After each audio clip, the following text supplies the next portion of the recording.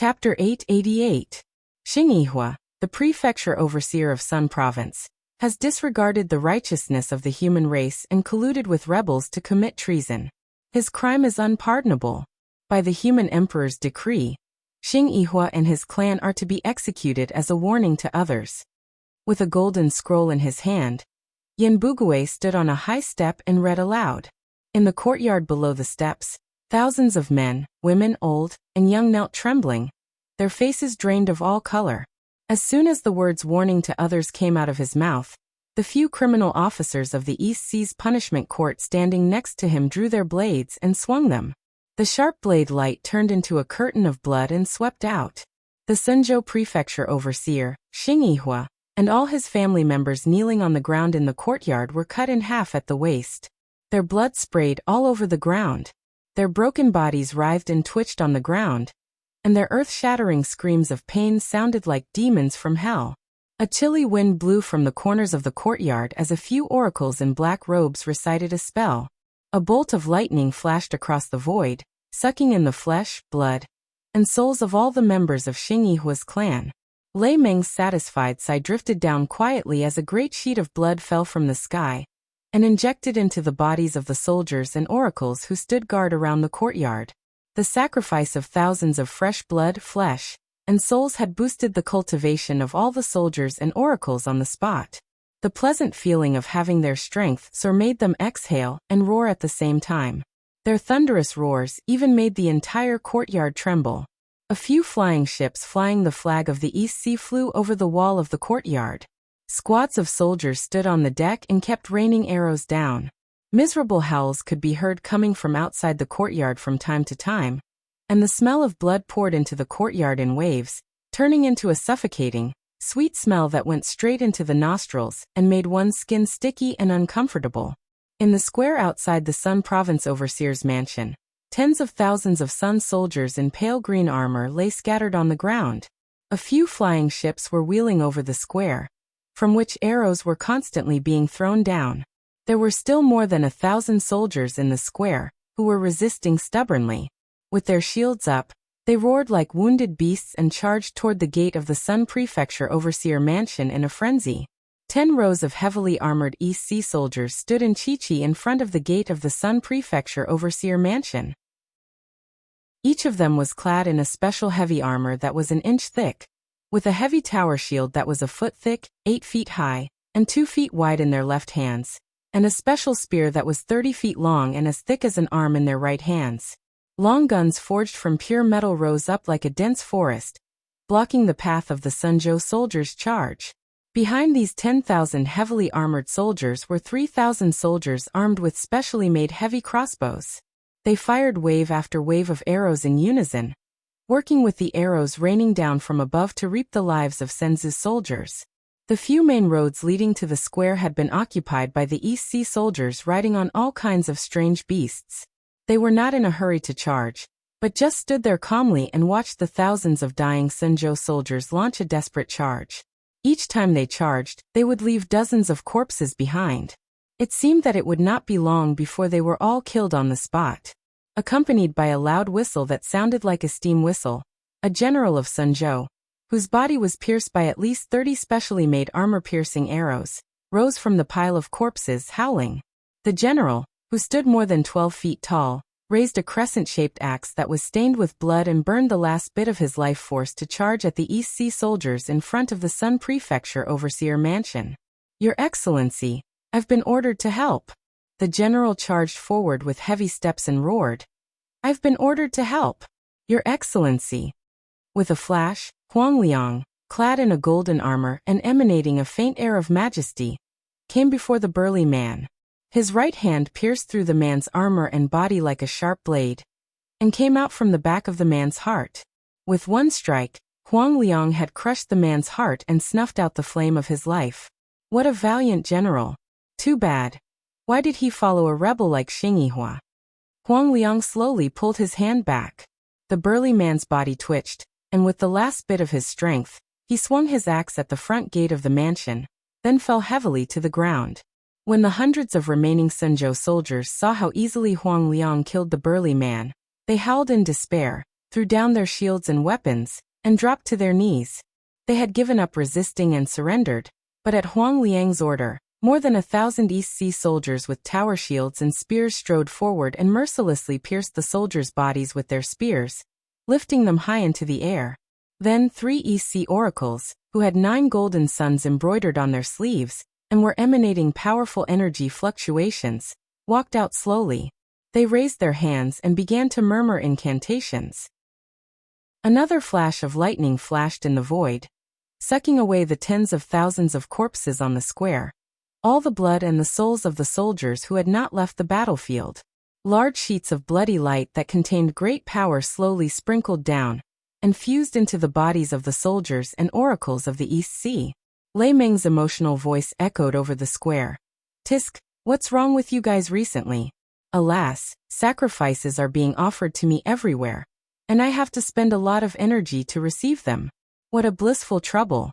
Won't you be in trouble after offering so many blood sacrifices to me?" Huang Liang narrowed his eyes and smiled. He glanced over his shoulder at Yan Bugui, who was walking out of the mansion with a large number of soldiers. They exchanged a smile and thought, what trouble could there be? Wuxia was conferred the title of King of East Sea, and the so-called East Sea was the first ocean they encountered when they walked eastward from Liangzhu. There were countless oceans in Liangzhu, but the East Sea occupied the title of first, so it was called the East Sea. It was a huge ocean with a surface area of more than 3,000 provinces. Even a gold immortal would need half a month to fly from the east to the west at full speed. Zhong Province was just the most famous first-grade province on the west side of East Sea. There were 45 first-grade provinces around East Sea that had a similar status as Zhong Province. Each first-grade province governed 300 provinces, and among these over 10,000 provinces, about 40% of them were in cahoots with King Xian Shan, King Li Shan, and the other rebels. By Emperor Haozuan's decree, Wuxia oversaw the East Sea and suppressed the eastern provinces of Diyu.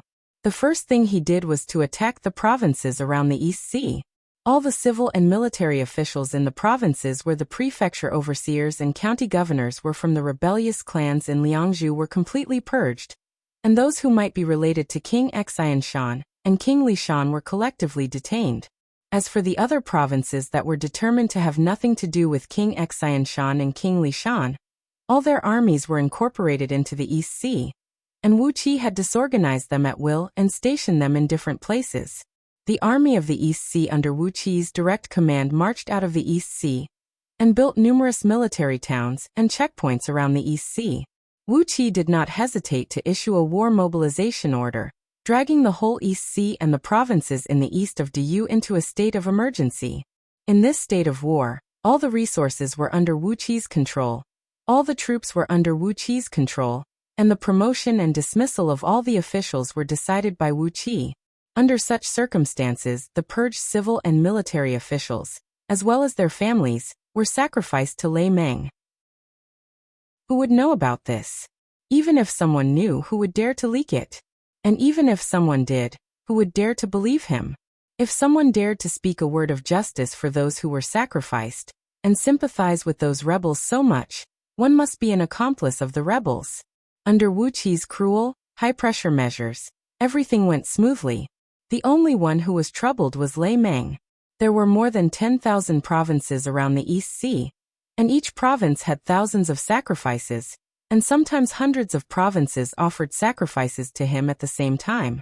Lei Meng was so tired that he could hardly breathe just by tearing open the void to collect the supreme-grade sacrifices. As Lei Meng said, it was a happy worry. With such a large-scale blood sacrifice, the strength of the soldiers and oracles of Donghai was steadily rising, and Lei Meng's strength had also improved by leaps and bounds after receiving so many sacrifices. According to him, his strength was about to break through to the next great realm. As for what realm it was, Lei Meng pretended to be mysterious and refused to tell Wuxia, and Wuxia did not bother to ask him for details. After all, there was a blood oath, and Lei Meng had to lend his strength to the oracles of the East Sea when needed. Wuxia did not care how strong Lei Meng was now. In any case, Wuxia and Princess Zhonglu were strong enough to deal with all kinds of troubles. After 3 months of cruel purging, all the provinces around the East Sea were wiped out by Wuxia. The control of these provinces fell into the hands of the first group of Diyu clan, led by Bo Zhongfu, who submitted to Wuqi, as well as the imperial clans and clans of the 6 states.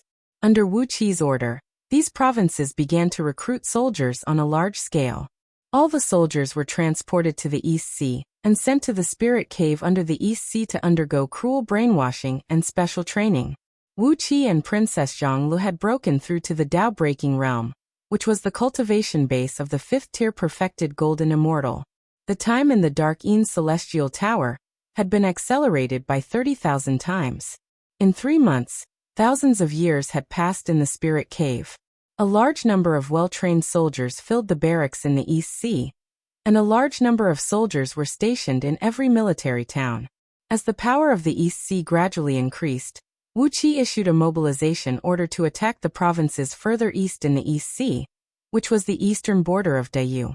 All the provinces that were still loyal to Diyu had submitted their letters of allegiance to Wuqi, while those provinces that had submitted to the rebels had begun to assemble a coalition army, ready to fight against Wuqi.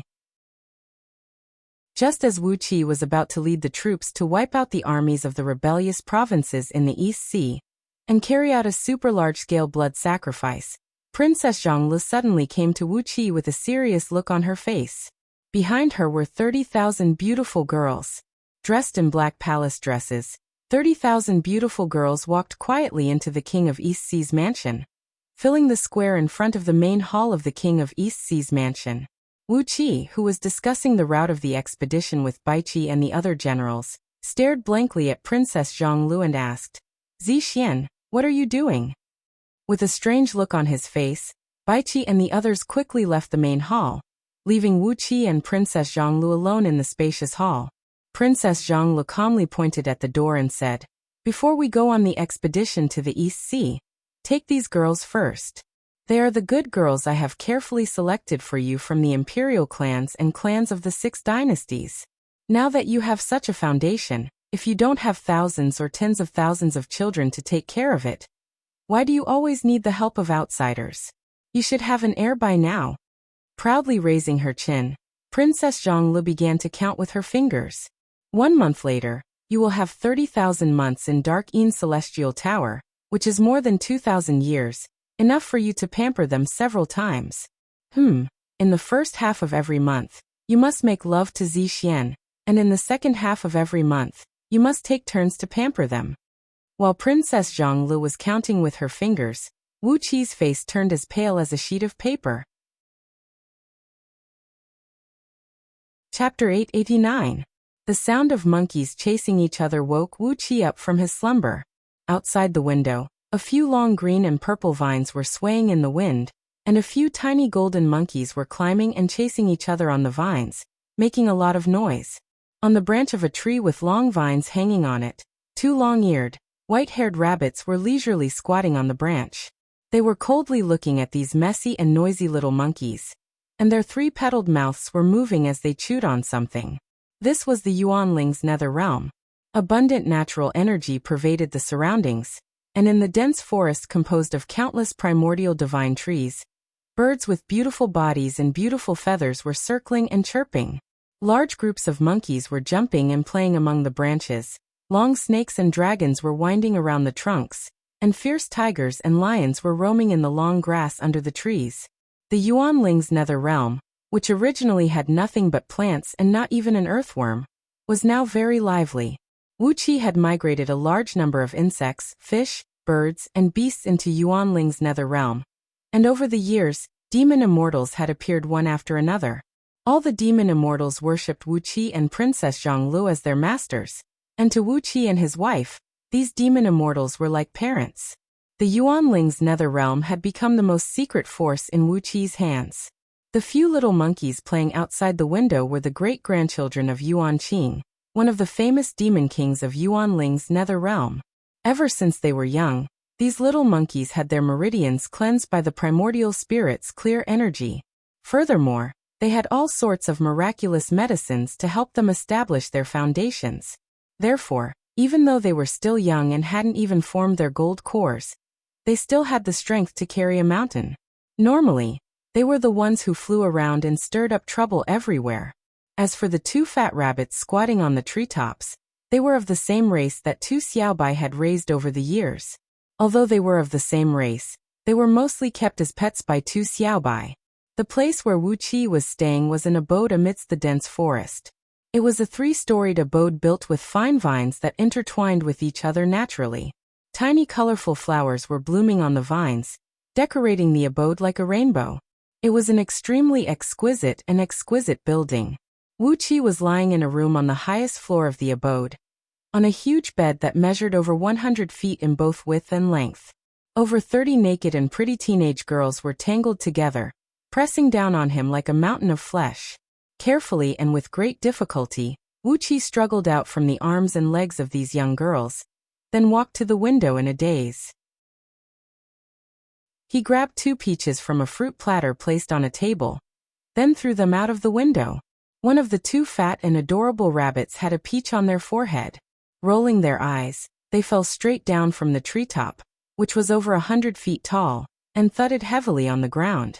Wuqi laughed dryly and counted with his fingers for a long while. Finally, he breathed out a long sigh. 30,000, 30,000, another 30,000. It's really not easy. How did I survive for over 2,000 years? Although it had only been a month in the outside world, 30,000 months had passed in the dark Een celestial tower, which was equivalent to over 2,000 years. During this short yet long period of time, Princess Zhonglu had selected 3 batches of girls from the imperial clans and clans of the 6 dynasties for Wuqi. During the second half of every month, 90,000 pretty girls would stick to Wuqi, crazily squeezing the pure positive energy out of Wuqi like a juicer, hoping that they could give birth to a son or a daughter for Wuqi. With his current status, cultivation base, overall prowess, and military power, if it were someone else, he would have had a large number of wives and concubines by now. However, after such a long period of time, Wuqi still failed to make an heir. Princess Zhonglu had selected the girls from the imperial clans and clans of the 6 dynasties, and the emperors and ministers of the 6 dynasties were more than happy to establish a relationship with Wuqi. Marriage was the most common way for people from the 6 dynasties to draw people to their side. With Wuqi's current status, the imperial clans and clans of the 6 dynasties had stuffed almost all the girls of the right age into Wuqi's hands. Day and night, without any rest, under the instigation of Princess Zhonglu. These girls were like the most valiant soldiers on the battlefield, attacking Wuqi one after another. Again and again, Wuqi poured out his yang energy, and then changed the target again and again. Sometimes, he did not even have a clear look at the face of the girl who had just offered her pure body to him. And in the next instant, another soft and delicate body would be placed in his arms. Even the pigs in the pig farm are not as good as me, right? Wuqi looked at a white cloud floating in the sky with a dark face. Even pigs had time to rest, but Wuqi had been working for more than 2,000 years without any rest. 30,000, 30,000, another 30,000, a total of 90,000 girls from the imperial clans and clans of the 6 dynasties. At first, Wuqi felt very excited about it, then he felt very satisfied, and then he felt very enjoyable. But after 100 years of endless copulation, Wuqi was completely numb. He felt that he was a breeding machine, working hard to produce offspring for the East Sea, for the alliance of the 6 dynasties, and for the needs of everyone. No matter which identity Wuqi had, he needed children, a large number of children to inherit his foundation, and help him manage all kinds of affairs at the same time. He had to have an heir to reassure his subordinates, his disciples, and his allies, and he had to have 3 boys and 2 girls with the daughters of the imperial clans and powerful clans of the 6 states. Only then would he be able to reassure his allies. If Wuqi had not been an almighty expert of the Tao-breaking realm, with endless primordial yang energy and life essence, he would have died in the sowing operation for more than 2,000 years. Even the Buddhas of the Buddhist League, who practiced double cultivation, did not dare to pour out their primordial yang energy like this. For a cultivator, every drop of primordial yang energy was extremely precious. No one would pour out their primordial yang energy like this, just like Wuqi. Fortunately, he was a Tao-breaking expert, and he had countless spirit pills to strengthen his yang energy, replenish his marrow, and fill the gap in his body. Otherwise, he would have become a mummy long ago. The problem was that he was a Tao-breaking expert, and his primordial yang energy was not something that ordinary people could absorb. Every drop of his primordial yang energy contains some mysterious Tao of heaven and earth. If it were not for a girl who coincidentally cooperated with him and gave birth to a child with him, or if it were not for a girl who was as strong as him and practiced double cultivation with him to harmonize their spirit, energy, and soul into one, it would be extremely difficult for a powerful being like him to give birth to a child. Princess Zhongli was taking a two-pronged approach. The 90,000 girls were betting on the 1 in 10 million chance to see if there was a girl who could give birth to a child with Wuxia. On the other hand, she was working hard to dual cultivate with Wuxia, combining their energies of yang and yin energies to harmonize and give birth to a wisp of innate chance of life, which would then give birth to a child. It has been more than 2,000 years. Even if I shoot with my eyes closed, I should have hit 2 or 3 bullseye, right? Trembling, Wuxia turned around and looked at the girls lying on the bed. Suddenly, he took a deep breath and said, "No wonder those celestial emperors of the celestial court attach so much importance to their children. It is really not easy for them to have a child at their level of cultivation." With a wry smile, Wuxia put on a long robe. There was not much time left before he personally led the army to suppress the eastern provinces, and he could not stay in this Yuan Ling's nether realm for more than a few days. He had to think about serious matters. If he did not have a child, then so be it. Smacking his lips, Wuxia suddenly envied Ao Buzin. As a chaos fiend god, why did he not have the same difficulty in having a child? The dragons were all managed by him alone. If Ao Buzin had the same difficulty as Wuxia in having a child, how many sins did he have to commit in order to have so many descendants? While he was thinking about these irrelevant questions, the door was suddenly pushed open by someone. Fuming, Princess Zhongli strode in and wrapped herself around Wuxia like a serpent. She clenched her teeth and said, "How is that possible? 90,000 concubines, more than 2,000 years, how come my husband doesn't have a child? No matter what, this time, even at the risk of losing a great deal of my cultivation, I must have a child with my husband." Princess Zhongli narrowed her eyes and gave Wuxia a strange laugh. Complacently she said, "This time there will definitely be a result. Recently, I've gained some enlightenment, and from the primordial Tao of divinity, I've learned a technique called spring breeze and rain. It's a technique specially used by the primordial gods to have children. Although the consumption is great, the effect is pretty good." Not allowing Wuxia to say anything, a dazzling 5-colored light suddenly burst out from between Princess Zhongli's brows. Her body was wrapped tightly in the 5-colored flame, and the flame wrapped around Wuxia as well. Wuxia clearly sensed that Princess Zhongli was burning her own blood essence and soul, extracting her own natal energy essence, and condensing it into an incomparably pure yin energy. Wuxia cried out in astonishment. "What the hell is this spring breeze and rain technique? Zixian, don't mess around." Princess Zhongli did not say anything. She just tore apart the long robe worn by Wuxia. She gnashed her teeth and said, "Whatever I want to do, I've never failed. This is the incantation for the spring breeze and rain technique. Husband, quickly follow me and cast it together. Otherwise, Zixian will have lost so much in vain." The magical incantation surged into Wuqi's spiritual ocean. Sensing that the yin energy in Princess Zhongli's body was getting stronger and stronger, and was about to explode, Wuqi had no choice but to exercise the cultivation technique, burning his own blood essence and soul as well. An extremely pure yang energy began to grow in Wuqi's lower abdomen. When Wuqi and Princess Zhongli became one, two masses of yin and yang energy quietly merged into one at the point where their bodies joined. With a tremble of their bodies, all their energy essence, magic power, and divine soul power surged into the fused yin and yang energy like a tidal wave. All the laws of heavenly Tao that Wuqi and Princess Zhongli had comprehended surged into the yin and yang energy at the same time. All the laws of heavenly Tao communicated and harmonized with each other, gradually merging into an indescribably mysterious existence. Slowly, the yin and yang energy returned to Princess Zhongli's lower abdomen and settled down in her body. Wuqi coughed out a mouthful of blood. Trembling, he raised his hand. In just 2 hours, his cultivation base had dropped from the 5th tier of Zenith Heaven to the 6th tier of Zenith Heaven, and he had almost fallen back to the realm of primordial. Is it really necessary to pay such a great price to give birth to a child? Isn't this a little too difficult?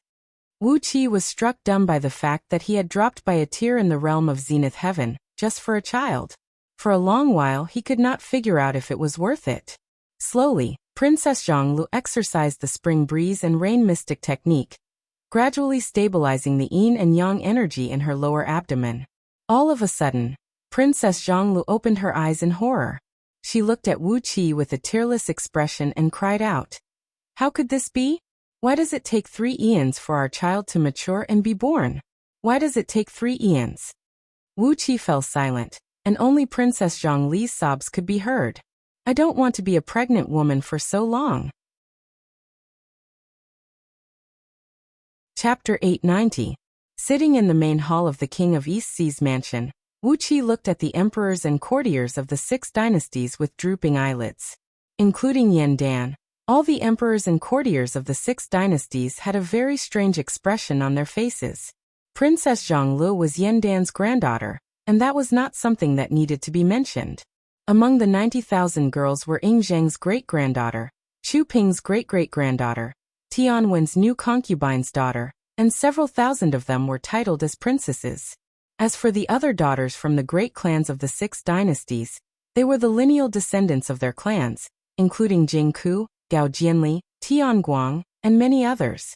The emperors and courtiers of the 6 dynasties were Wuqi's relatives by marriage, and they were all his seniors. These people with strange expressions on their faces knew very well that whoever gave Wuqi his first child, that child would become the future lord of the East Sea. The imperial clans and great clans of the 6 dynasties had a whole set of elite cultivation methods. When the child was born, he would receive a whole set of elite education, and would never grow up to be a profligate son. Instead, he would become an excellent heir, and thus hold great power. The strange silence in the hall lasted for a full quarter of an hour. Finally, it was Baichi who slapped his palm on the table in front of him and said, "King of East Sea, it's been 1 month. Give us an explanation now." How many of the 90,000 girls are pregnant?" Wuqi gave Baichi a feeble look. "You have only been here for 1 month, but I have been squeezed dry in Yuan Ling's nether realm for over 2,000 years. He shuddered suddenly, and Wuqi forcibly suppressed the memories of the 2,000 years in his mind. After coughing for a while, Wuqi laughed dryly and said, "As you all know, the stronger one's cultivation base is, the harder it is to have an heir." Yingzheng rolled his eyes and said coolly, "The great celestial emperor of the celestial court has an heir, and so can primordial experts." With a wry smile on his face, Wuqi cupped his fist at Yingzheng and said, "At that time, my cultivation base was already at the 5th tier of divine gold." The emperors and ministers of the 6 kingdoms gasped at the same time. 5th rank of the golden immortal realm? A Tao-breaking cultivation base? In other words, an almighty being stronger than the primordial immortals? Chu Ping looked at Wuqi suspiciously, nodded and said, "Does that mean the offspring of the King of East Sea will have a tougher life than the great celestial emperor of the celestial court?" After coughing for a while, Wuqi raised a finger and said, "After 2,000 years of hard work, I still have some achievements." Everyone's spirits were suddenly lifted. Everyone straightened their backs and asked with a smile, "May I know the details?" Wuqi was enraged. "Details? You still want to know the details?" What did he mean by details? Clenching his teeth and glaring at the emperors and ministers of the 6 kingdoms, Wuqi suddenly remembered that these people were his seniors, and that made his anger vanish instantly. With a muffled snort, Wuqi said in a deep voice, "The Empress of Great Yan Laolu has comprehended the art of spring breeze and rain from the primordial Tao of divinity. She and I burned our cultivation base and divine soul, and at the cost of our prime energies, we have conceived a child." Yan Dan clapped his hands and laughed, shaking his head as he said, "Wonderful." Yingzheng glared at Wuqi and said with a cold snort, "Why are you favoring one over the other?" Baichi leaped to his feet and growled, "Yan Dan, your granddaughter is so shameless. She has monopolized 15 of the 30 days of the month. This is outrageous." Yan Qijuan jumped to his feet and was about to argue with Baiqi. Looking at the chaos in the great hall, Wuqi immediately cried out, "Shut up! All of you be quiet! Do you know that because of this child, my cultivation base has dropped from the 5th tier of divine gold to the 6th tier? And I almost fell back to the realm of primordial because of the excessive consumption of my energy essence?" A dead silence reigned the grand hall.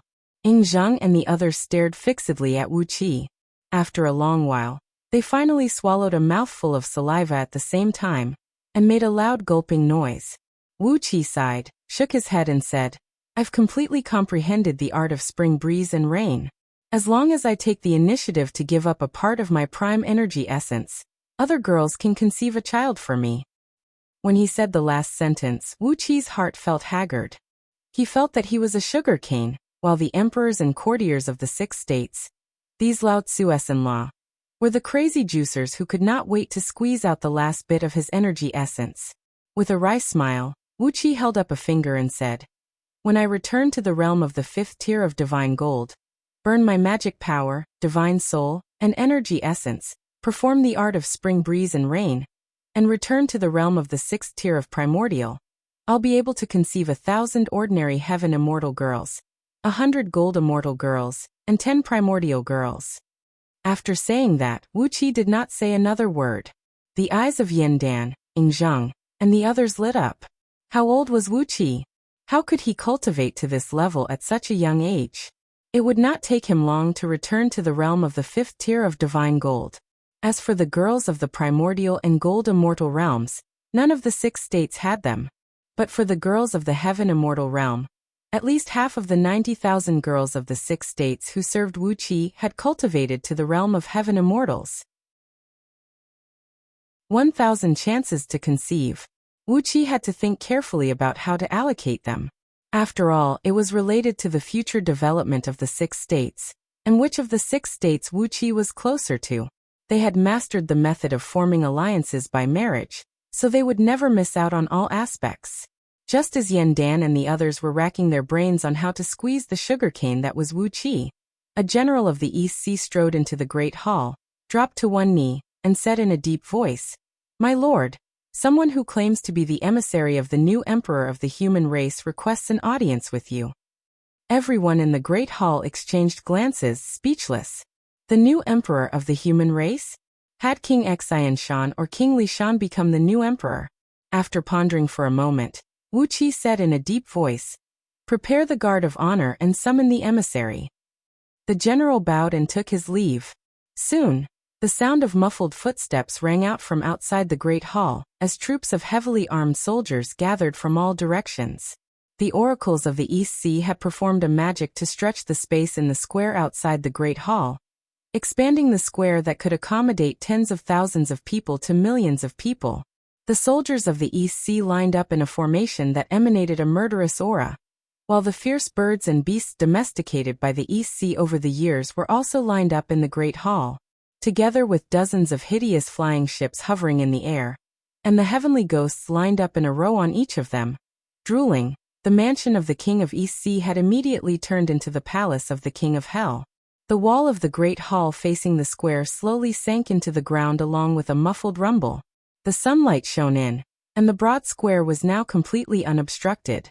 Wuqi and the others in the great hall all looked at the front gate of the mansion at the end of the square, wondering what the emissary of the so-called new emperor of the human race would look like. Before long, a group of East Sea soldiers in bright armors walked slowly in, carrying a dozen men in luxurious brocade robes. Strengthened by the secret magic cast by the oracles, the distance from the stairs to the front gate was now 30 miles. Countless brave soldiers and fierce beasts could be seen along the way. High up in the sky, heavenly ghosts were slowly crawling on those flying ships. A heavy intent of killing had been accumulating in the square, and the faces of these men were a little unsightly. It took these men a quarter of an hour to cover the distance of 30 miles. Along the way, they sensed a strong killing intent. Except for the middle-aged man with a short beard, all the others were sweating profusely, their legs trembling. Some of the less honest people from the 6 states, such as Qin Wuyang, laughed out loud and wantonly ridiculed these emissaries, who were scared out of their wits. Hearing the laughter coming from the great hall, the short-bearded man could not help but angrily turn around and glare at his companions. Then he gave a low shout and ordered these people to stay at the stairs outside the great hall, while he himself held his head high and strode into the great hall of the East Sea, being held hostage by 8 generals of the East Sea. Standing 30 feet in front of Wuxia, the short-bearded man looked proudly at Wuxia and cried out in a deep voice, "By the will of heaven, the rightful beginning of the human race, by the grace of Li Fire, Zhaosheng, Marquis Fengcheng of the Great Li Dynasty, special envoy of His Majesty Wuliang, the Saint Emperor of Great Li Dynasty, greets Your Highness, Du King of East Sea." Zhaosheng, the Emperor of Great Zhao, snorted coldly as he sat next to him, a trace of killing intent flashing in his eyes. Wuxia laughed, then shook his head and said, "All kinds of demons and ghosts have come out, and you are in such a hurry to put gold foil on your face?" All the civil and military officials in the great hall burst into laughter. The emperors and ministers of the 6 dynasties were all mighty figures, and this inexplicable Saint Emperor of Great Li Dynasty, Wuliang, was really interesting. While Du was still alive, he had already bestowed the title of the rightful Saint Emperor of the human race to him. Was he really in such a hurry? How powerful was the Great Li Dynasty? Why were they coveting the foundation of Du? The world of Du. Zhaosheng Marquis Fengcheng looked at the laughter in the great hall and said angrily, "How dare you?" Flicking his sleeve, Wuxia interrupted him indifferently and said, "All right, cut the crap. What do you think of the army of the East Sea?" Marquis Fengcheng's face flickered. Subconsciously, he turned his head back, but he forced himself to control himself and stared fixedly at Wuxia. "You are just a bunch of weaklings. When the army of the Great Li Dynasty arrives, you will all be turned to dust." The great hall fell silent. Everyone looked at him with a smile. The man of Great Li Dynasty did have some confidence, at least more than those dynasties from outer heavenly realms whom Wuxia and a group of supreme oracles had abducted and slaughtered. Wuxia smiled, nodded, and said, "Well, when the army of the Great Li Dynasty arrives, the East Sea will be turned to dust." Good, good, good. "What are you doing here?" Marquis Fengcheng raised his head and said with a cold snort, "The Saint Emperor has ordered you to hand over the crown prince of the Celestial Court, Lord Baoang, and offer the beautiful girl who is the culprit to the Saint Emperor as his maidservant to atone for her sins. On top of that, the East Sea." Before he could finish, because as soon as he mentioned that he would hand over Princess Zhanglu as an atonement, Yan Qijuan, the father of Princess Zhanglu, gave a cold laugh, drew his sword, and cut Marquis Fengcheng in half. Holding the bloody sword, Yan Qijuan sneered and said, "How dare you be so presumptuous?" Wuxia shook his head and said with a chuckle, "These days the army of the East Sea has not moved, and some people really think that we are all hermits. Well, who is willing to be the vanguard and lead the army to attack Great Li Dynasty?" Everyone in the great hall jumped to their feet at the same time. Only Lu Chengfeng, who had always been in charge of the internal affairs of the East Sea, remained sitting in his seat, looking at Wuxia with an aggrieved expression. Just as Wuxia was about to name someone, another general of the East Sea suddenly rushed in. "My king, Great Li Dynasty has led 1,000,000 soldiers to the East Sea from He Province." Chapter 891. 300 burly men puffed out their cheeks and blew the bugles made of dragon horns.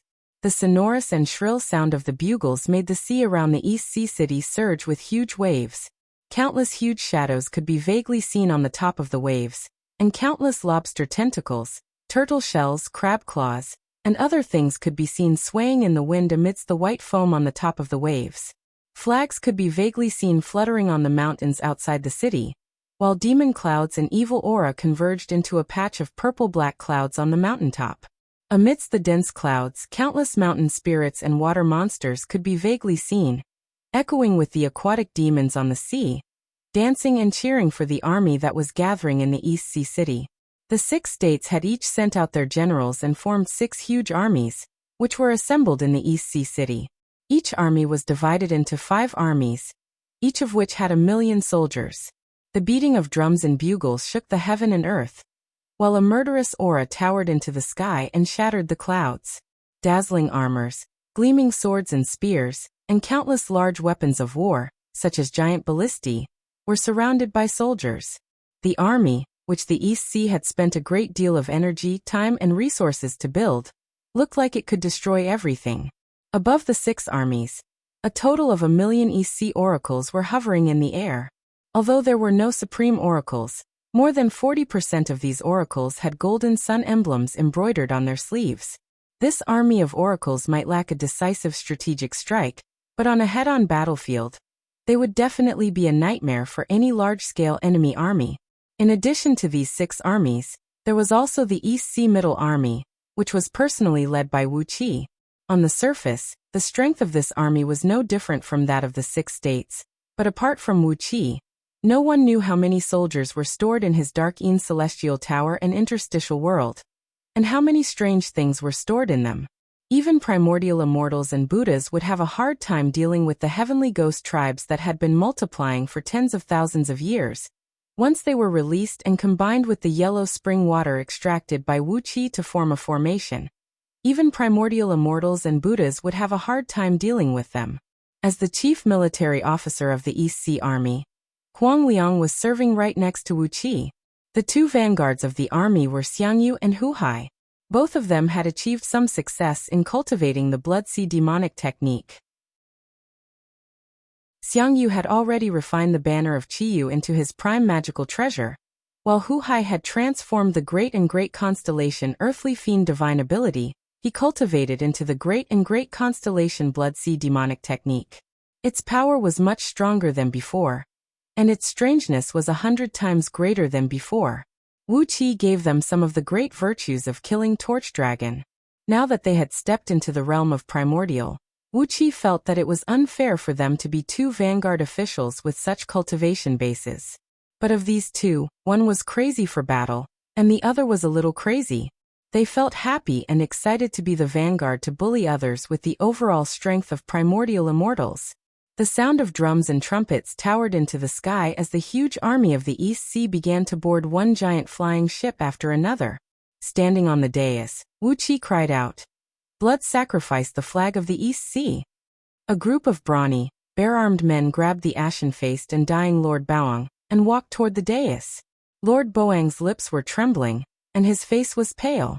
He was so scared that he was about to faint. Along the way, he struggled desperately and howled at the top of his voice, "How dare you kill me, King of East Sea? How dare you kill me? I'm the Crown Prince of the Celestial Court.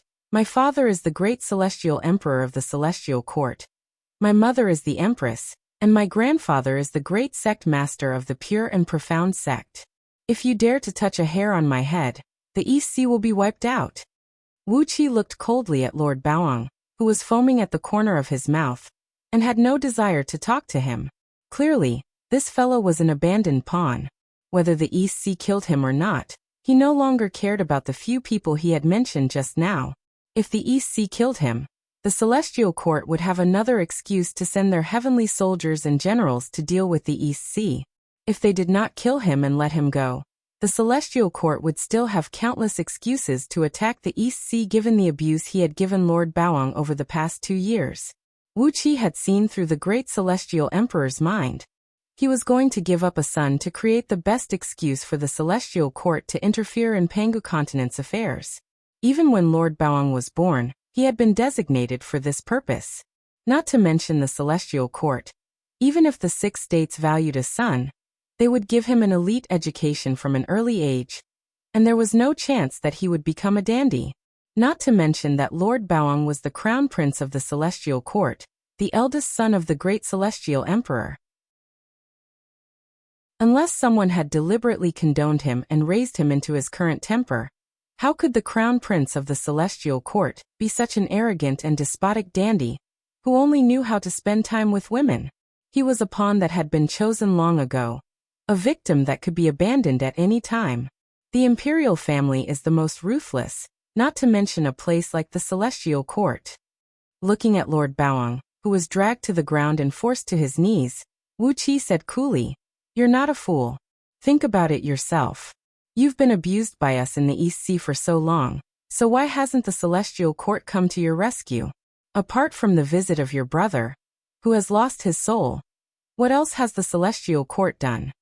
Lord Boang's face suddenly turned as unsightly as a dead man's. Princess Zhonglu added maliciously, "You're the unlucky guy who was thrown out.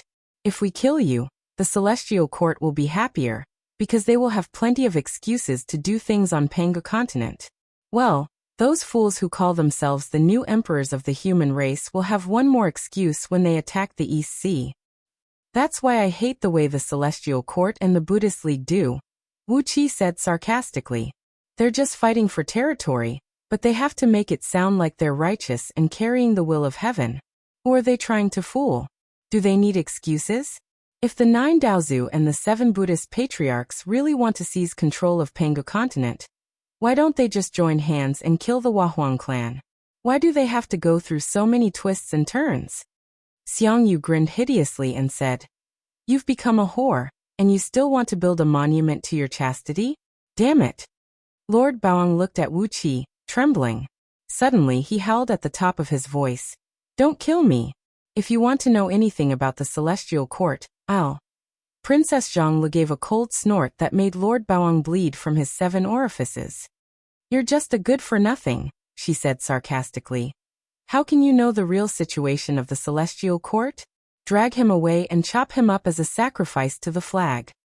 Not allowing Lord Baoang to struggle any further, the group of executioners in red trousers with their upper bodies bared roared, and dragged him under the flag of the East Sea Army. The gleaming broadsword swung down whistling, sending Lord Boang's head flying hundreds of feet into the air.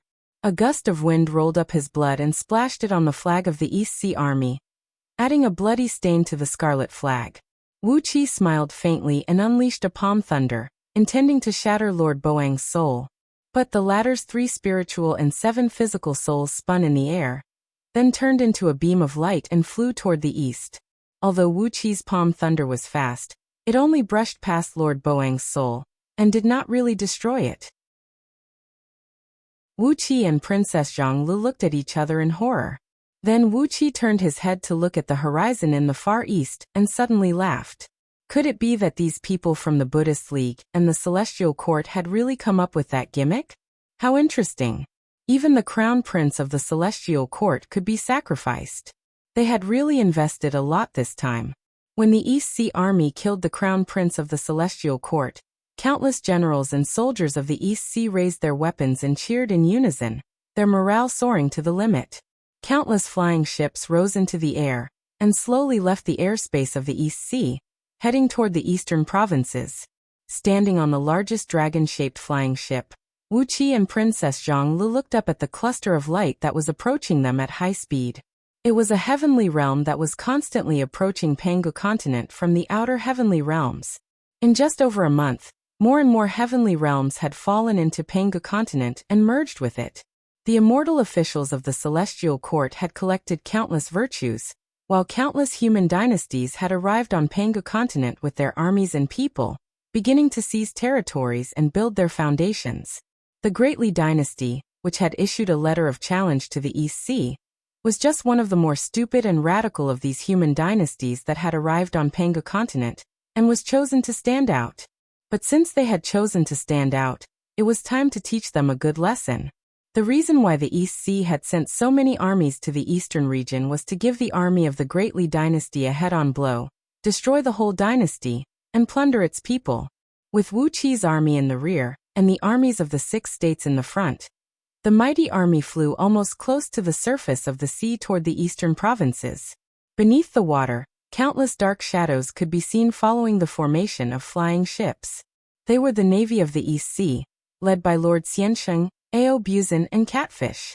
There were not many fairies in the East Sea who were truly powerful, but when it came to stirring up trouble and adding fuel to the fire, no one could compare to them. In certain specific circumstances, the East Sea Navy could exert an irreplaceable and powerful force. While the army of the East Sea was marching toward the eastern region, the main force of the Great Li dynasty's army was besieging a huge city. The city, measuring 100 miles in both width and length, was enveloped in a dark curtain of light, and a preset anti-flying formation prevented anyone below the cultivation base of gold immortals from flying. Apart from a few oracles who could barely hover in midair to guide the way, the million-strong army of Great Li could only use the most primitive way to attack the city wall, which was 200 feet high, with ladders and cloud platforms. The anti-flying formation not only prevented those with low cultivation base from flying, but also prevented those soldiers with extremely strong fleshly bodies from jumping more than 30 feet high. An invisible force affected their mobility, so they could only crawl on the ladders and climb up the wall like a string of black ants. But the whole city was covered by a defensive formation. Apart from a dozen gaps that were no more than 1,000 feet wide that the oracles had forcibly broken open, there was no way to attack the rest of the city. As a result, the soldiers of Great Li Dynasty had no choice but to launch a fierce attack on these gaps at all costs. On the wall, the soldiers of Deyu were using all kinds of city defense equipment to kill a large number of soldiers who were climbing down. The dense rain of arrows brought forth a great deal of blood as large numbers of soldiers fell from the ladders. Gritting their teeth, they pulled out the arrows that had pierced through their bodies, then howled and climbed up the ladders again. They were all strong soldiers who had practiced the cultivation methods of the human race, so a little injury could not stop them from continuing to fight. The soldiers guarding the city and the soldiers attacking the city were entangled like two immortal monsters. Neither side was afraid of death or pain. Even if their bellies were cut open, as long as they retreated in time and lay on the ground for a while, they could quickly recover from their injuries and return to the battlefield. Waves of soldiers retreated from the top of the city wall or fell from the top of the city wall, covered in blood, and waves of soldiers continued to fill the top of the city wall. The endless fighting was like a nightmare that could not be stopped. Chapter 892. On a hill more than 30 miles away from the city wall, Wuliang, the current emperor of Dali Dynasty, was watching the battlefield surrounded by a large group of generals. On the left, right, and back of the hill were barracks made up of densely packed tents. The million soldiers of Dali Dynasty were all here, and the ones attacking the city were only 50,000 vanguards.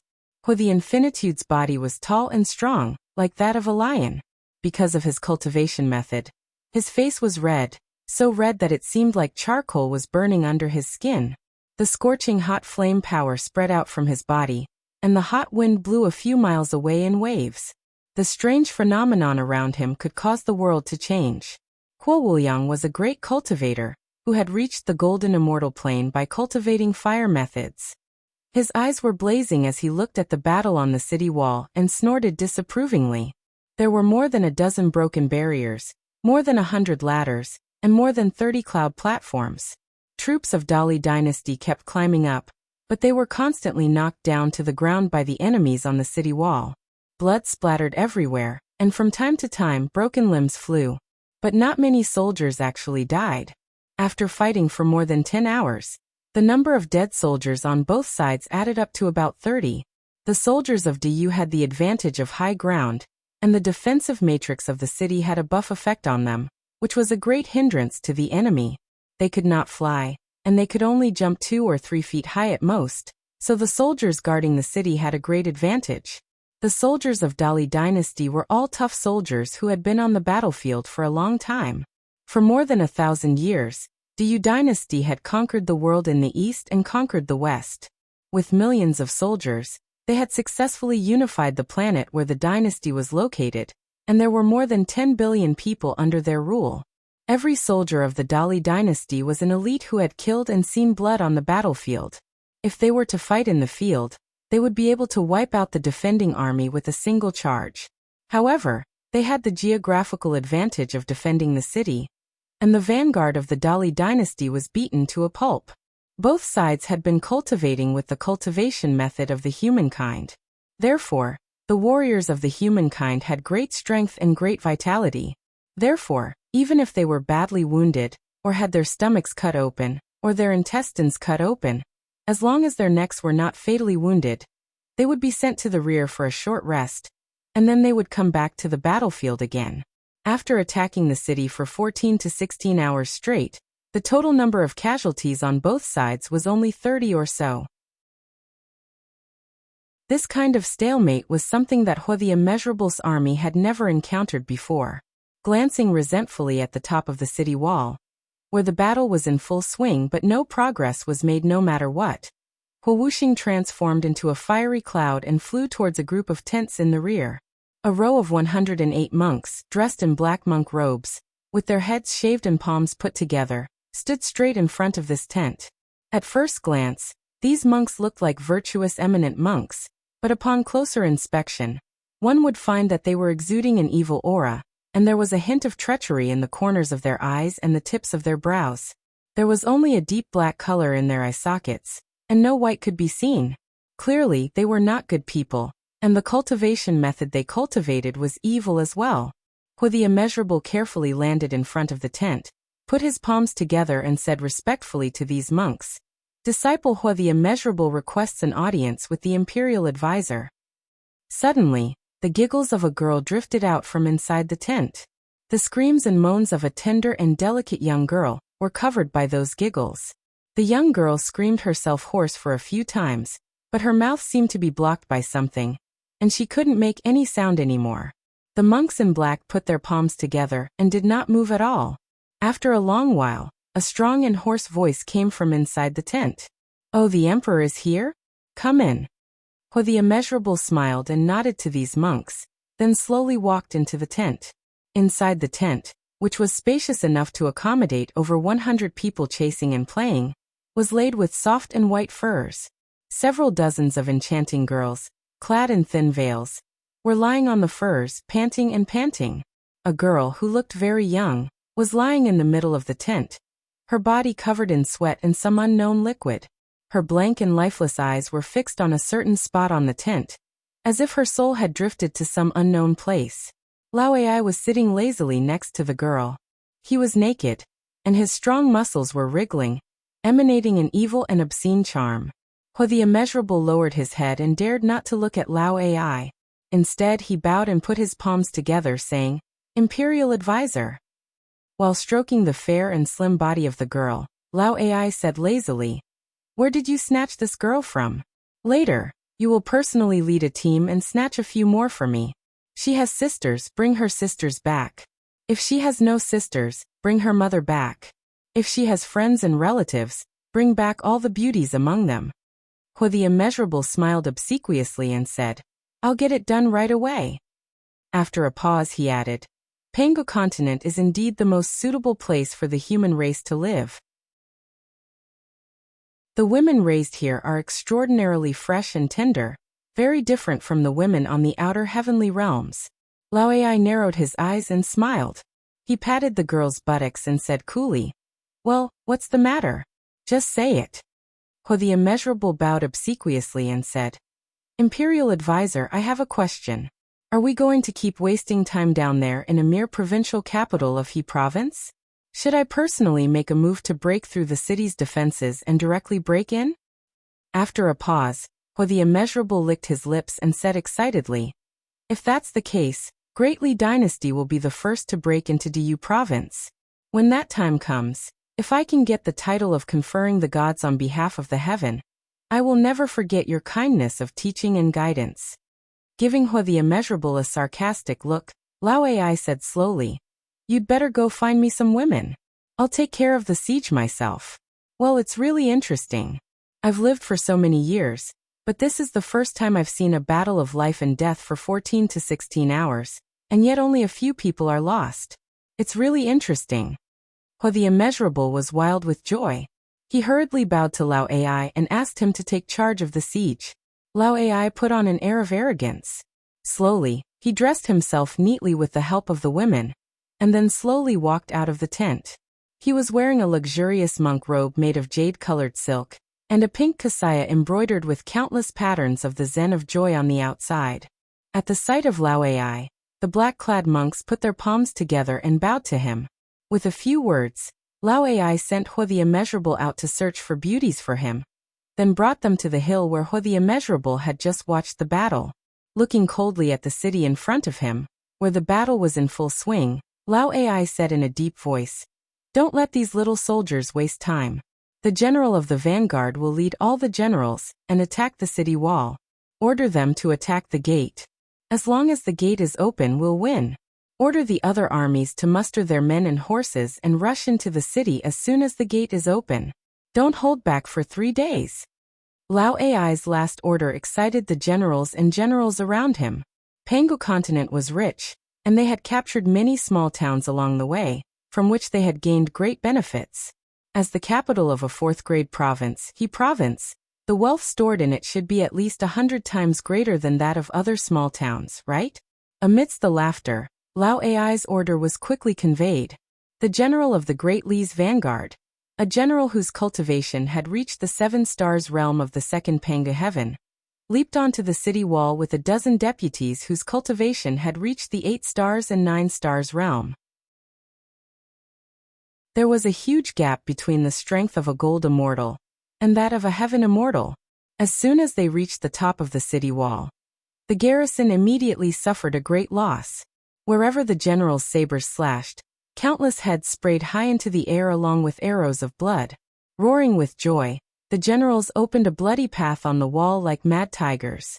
Anyone who dared to stand in their way of Diyu's soldiers would be beheaded or simply cut in half from the forehead with a single slash of their sabers. In a single charge, the dozen or so generals of Great Li's vanguard penetrated the defense line that was several miles long on the top of the city wall. They rushed to the top of the city gate, where they easily killed a few Great Yu generals guarding in front of the gate, and then rushed into the city in one go. With a loud boom, the gate was blown to pieces. All the defensive formations on this side of the wall dimmed at the same time, and the formation diagrams disintegrated, leaving this side of the wall defenseless. Even the most ordinary soldiers of the Great Li dynasty could easily jump onto the top of the wall after the anti-air formation had lost its effect, or simply fly up into the air. Outside the city, 50,000 soldiers cheered in unison as they rushed to the top of the wall and fought with the soldiers of Diyu. Accompanied by the low sound of gears, the gate of He province city suddenly opened, and the heavy drawbridge was slowly lowered. The vanguard generals of the Dali dynasty, who had led the charge to the top of the city wall, appeared at the gate of the city, covered in blood. They cheered and waved. Lao Ai sighed faintly and shook his head. You see, a siege is that simple. Summon the army and attack. Flicking his kasaya disdainfully, Lao Ai looked up at the sky and assumed a posture of supremacy. The generals of Dali dynasty naturally flattered him, and at the same time, they hurriedly ordered their closest confidants to lead the army to the city of He province. If the saber wasn't sealed for 3 days, how many good things and beauties would there be in the city for them to plunder? While flattering Lao Ai, the generals of the Great Li dynasty cursed Lao Ai in their hearts, even cursing his 18 generations of ancestors. If Lao Ai had not told them to be careful and steady, and not to let the generals of the Great Li dynasty join the battlefield easily, would it have taken them so long to take down a mere city like this? No one knew why he was so cautious. No one knew where Lao Ai came from except Hua Wuliang, nor did they know how he became the imperial advisor. But Lao Ai was so powerful in the Great Li dynasty that none of the generals dared to disobey him. She was just cursing him in her heart to vent her anger. The million soldiers of the Great Li dynasty roared and pounced on the city like beasts in heat. The defensive formations on this side were completely destroyed, and there was no longer any obstacle in front of them. The few tens of thousands of Diyu soldiers in the city were routed at the first encounter, and fled from the other 3 gates in panic. The soldiers of the Dali dynasty poured into the city of He province without any regard for the consequences. They immediately rushed into the houses and plundered according to their habit. Outside the city, Lao Ai and the others were laughing wildly, but their laughter suddenly came to an abrupt halt. Chapter 893. 100 miles outside He province city, at the top of a mountain, 5 colored formation flags were scattered in all directions, forming a small and exquisite 5 elements aura concealment formation. Wuxia leaned against a big tree, squinting at the spectacular scene of 1,000,000 troops of the Great Li dynasty rushing into He province city in the distance. Gue Guzi, Zhang Yi, and Su Qin stood beside Wuxia, looking at He province city with a mysterious smile on their faces. The faint murderous intent they exuded was chilling. 3 days ago, Wuxia and the others arrived at He province city. At that time, the million-strong army of the Great Li dynasty was scattered around, sweeping through the cities and towns of all sizes in He province. According to Gue Guzi's suggestion, the million-strong army was scattered into dozens of teams to sweep around. It would be a waste of energy if the East Sea army were also divided to annihilate them. It was better to set up an ambush in He province city and wait for the million-strong army to gather, then wipe them all out in one fell swoop. Gue Guzi's suggestion was approved by all the civil officials and councillors of the 6 states. Wuxia naturally followed the advice and let them do whatever they wanted. Seeing that the million-strong army of the Great Li dynasty had rushed into He province city, and the defenders in the city had all fled, Gue Guzi casually drew an ancient seal character in the air. Fire. The earth suddenly shook, and the city of He province was shrouded in a strange and ominous red light. It was as if a red crystal cover had covered the entire city. The soldiers of the Great Li dynasty who rushed into the city were shouting in surprise. There was not a single civilian in the city, not even a cat or dog, let alone beautiful women. The luxurious mansions were as clean as a bowl of porridge that had been licked by 100 dogs. And not even a copper coin was left behind. Just as they were complaining about the harvest, the 100-mile-wide city was enveloped by a mass of red light. All the buildings collapsed and turned to ashes, while the city walls burst into flames. On the smooth ground, countless thumb-thick red lines interwove and wove into a huge formation. The formation was roughly circular in shape, and in the center of it was the pattern of a phoenix spreading its wings and about to take flight. 9 phoenix tail feathers, which were ripped off from Little Sparrow's tail, were floating in the center of the formation.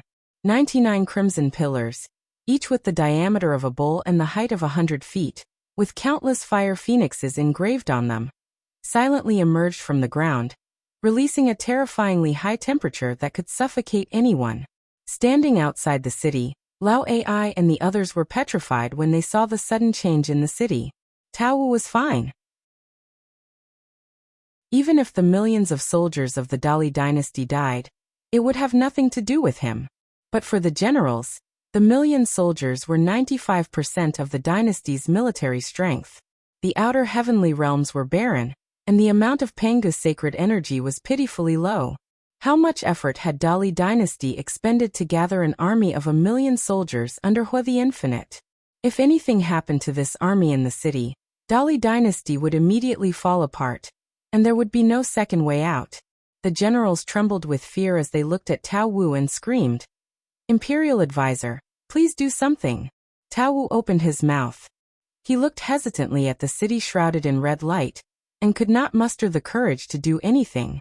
The sudden change in He province city made him recall some memories from a long time ago. This kind of calculating method, this kind of murderous strategy, made him think of some very terrifying people who had left a very heavy shadow in his heart. "Dayu's men would never use such a strategy," said Tao Wu in a low voice. "They will only fight to the death. How could they evacuate the residents in advance and leave tens of thousands of soldiers to lure the enemy? How could Dayu's stone brains come up with such a thing?" The generals of Dali dynasty cried out sorrowfully. Seeing Lao Ai with his head down, they leaped into the air with their few guards and flew toward the city of He province. They roared and swung their weapons at the red light shield over the city, then plunged headlong into it as if the shield did not exist. These generals of the Dali dynasty, who had overexerted themselves, slammed their heads into the city, and many of them almost twisted their necks. They stood up in surprise and looked around shakily. When they saw the great matrix underground with the true form of the fire phoenix as the eye of the matrix, their faces suddenly turned pale. Even the red light around them could not make their faces look a little better.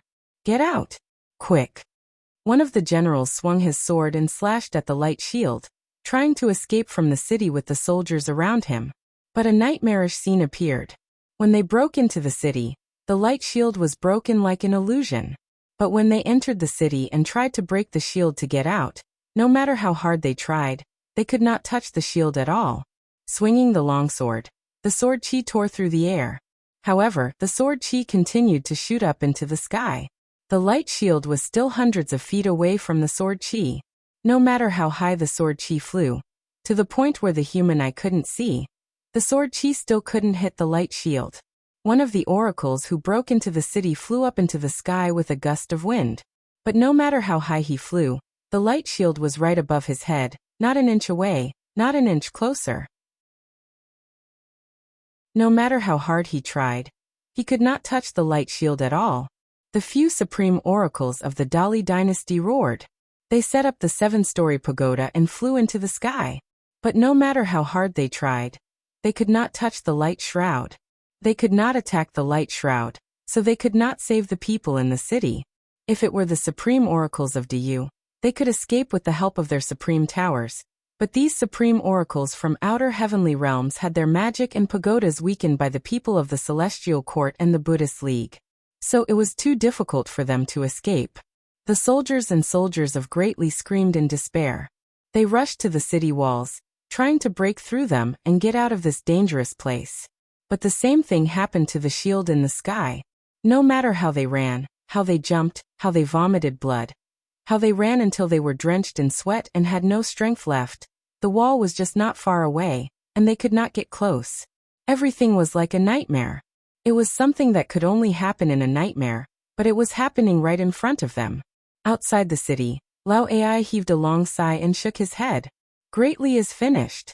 The ground in the city suddenly collapsed and melted, turning the once solid ground into a sea of lava that spewed columns of magma.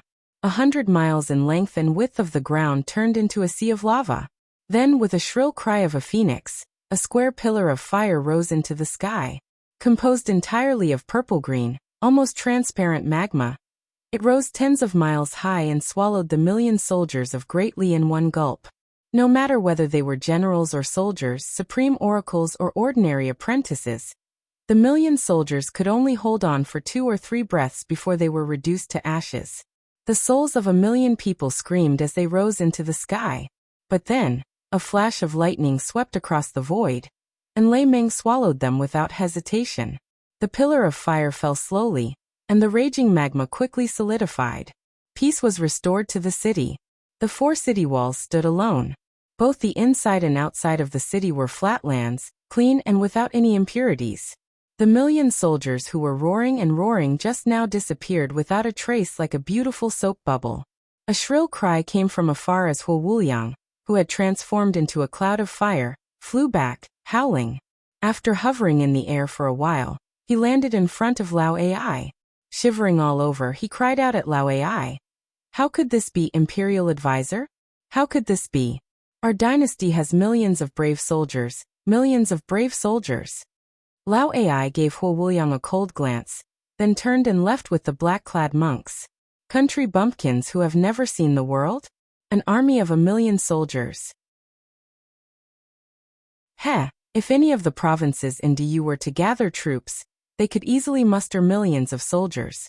Greatly is just a stone to explore the way, an insignificant pawn. Do you really think you are so important? After mocking Huo Wuliang, Lao Ai suddenly turned and said with a smile, Your Majesty, I'll gladly accept your youngest princesses. Well, I'll treat them well. When they give birth to a son and a daughter, they will be considered Your Majesty's blood, won't they? Well, take care, Your Majesty. I'm leaving now. Huo Wuliang stared blankly at Lao Ai, who had turned and left.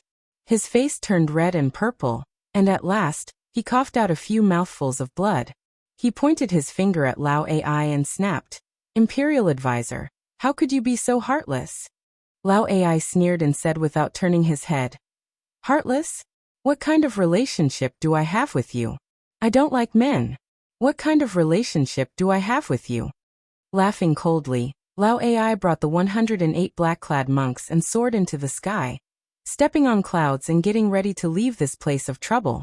But before he could fly far, Wuxia, with a big smile on his face, came alone and blocked his way. Lao Ai shuddered with fear. He spun and flew in another direction, but in that direction, Jingke was waiting for him with a small dagger glinting brightly in his hand. Lao Ai let out a strange cry and hurriedly fled in another direction with the monks. However, before they could run 2 miles, Qin Wuyang and a group of ferocious men with their sleeves rolled up to their shoulders blocked their way. With an awkward smile, Heimo cupped his fist and bowed to Wuxia with a trembling hand. Prince Tianyun, long time no see.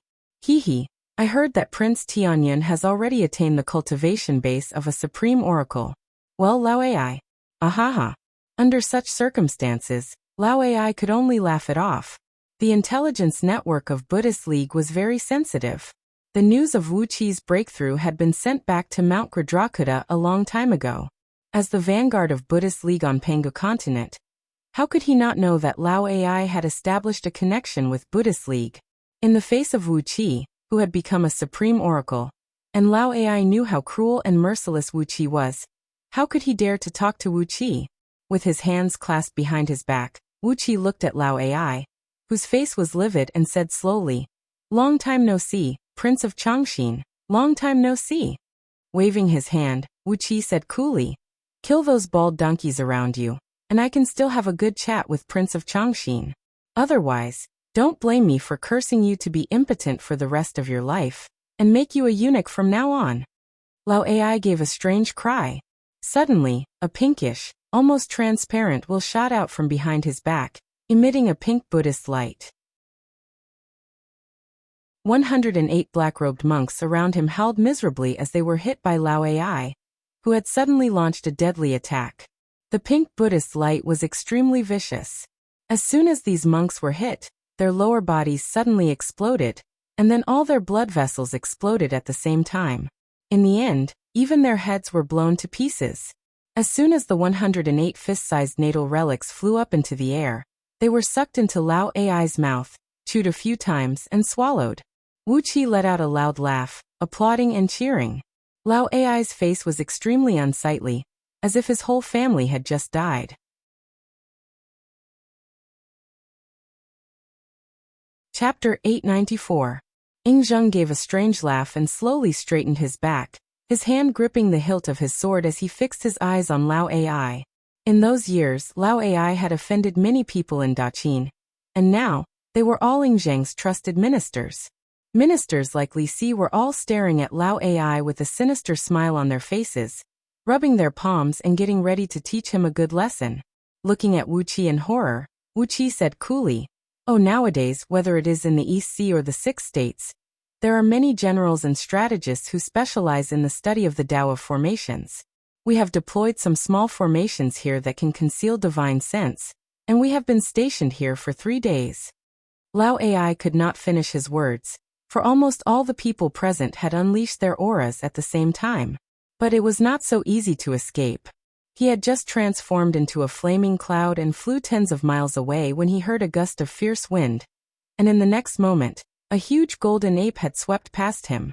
The last impression that came to Fire the Immeasurable was, "What a thick stick." Then his vision turned dark, and everything had nothing to do with him anymore. In the spacious great hall, the emperors and ministers of the 6 states stood on the left and right sides. When he saw Lao Ai walk in dejectedly, Yin Dan sneered, while Yingzheng stared at him with a gloomy look in his eyes, his right hand instinctively gripping the hilt of his sword. Over the past few days, Wuqi had also distributed the immeasurable virtues obtained from killing Torch Dragon to Yingzheng and the other core figures of the 6 states, and now, with the help of the virtues, all of them had stepped into the realm of primordial. This was Lao Ai's failure as a man. Many years ago, he had hooked up with Yingzheng's birth mother with the help of the Empress Dowager, and committed all sorts of atrocities in Great Qin's imperial court, offending many courtiers. But now, under Wu Qi's meticulous training, these courtiers' cultivation bases were many times higher than Lao Ai's. Lao Ai was like a little rabbit who had fallen into a tiger's den, trembling with fear and unable to lift his head. Shaking his head, Wu Qi smiled and said, "Let's make this short. We want to know everything that Prince of Chongqing knows." Yin Dan rolled his eyes, pointed his finger at Princess Zhonglu, who sat next to Wu Qi, and said, "The current emperor of Great Yin Dynasty is Zixian. I've already resigned from the throne of Great Yin Dynasty, and I'm just a commoner now." Lao Ai had joined the Buddhist League. Although his position was not high, he was talented and had made a name for himself in the blissful sect. Therefore, he had befriended many core bodhisattvas of the Buddhist League, and learned many secrets of the Buddhist League. Today, Wu Qi had forced him to spit out everything. He would definitely not be able to return to Buddhism. Otherwise, once the news was leaked, he would be in danger of dying. Wuxia chuckled. A flying ship, about 30 miles long and shaped like a golden dragon, slowly rose into the sky ahead of them. A large group of people, mounted on all kinds of tigers, leopards, birds, and beasts, came to meet them. Together with Lao Ai, Wuxia boarded the ship and came to the great hall at the center of the ship.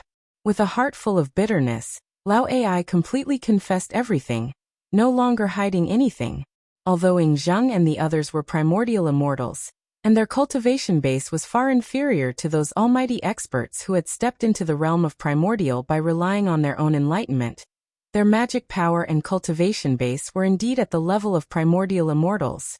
Lao Ai had merely stepped into the realm of gold immortal, and Ing Zheng could easily crush him to death with just a little finger.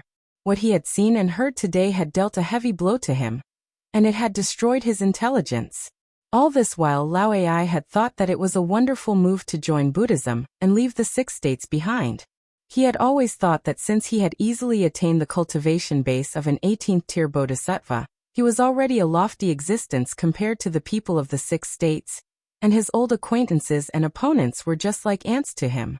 Lao Ai stared at Wuxia as if he had lost his parents, and murmured in a low voice, "How could this be possible? How could this be possible?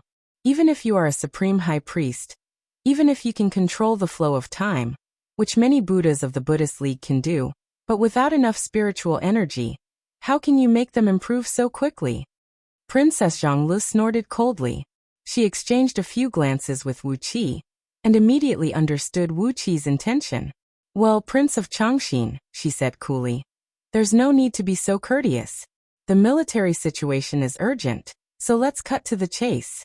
Prince of Chongqing, you know how many schemes the Celestial Court and Buddhism League have, so tell us quickly. If Prince of Chongqing's intelligence could satisfy everyone present, Prince of Chongqing would naturally receive great benefits. But if you are not satisfied..."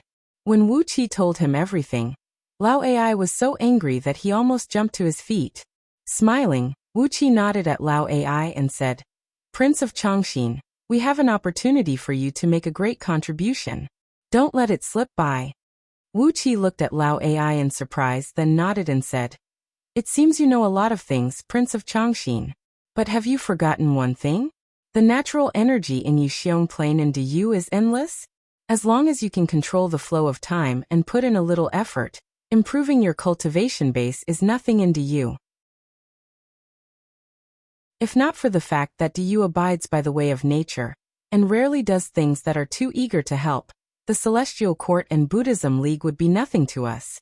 Wuxia opened his primal Dharma eyes and gave Lao Ai a glance. Suddenly he clapped his hands and said with a smile, "I see. All the restrictive spells in Prince of Chongqing's body, including the Black Celestial Forbidden Curse, have been removed? No wonder Prince of Chongqing hasn't contacted us for a long time. So you have devoted yourself to being a lackey of Buddhism League?" Countless people in the hall rolled their eyes. "Yandan, you're just a commoner. Level my ass, 100 my ass." Lao Ai's face flickered between pale and blue.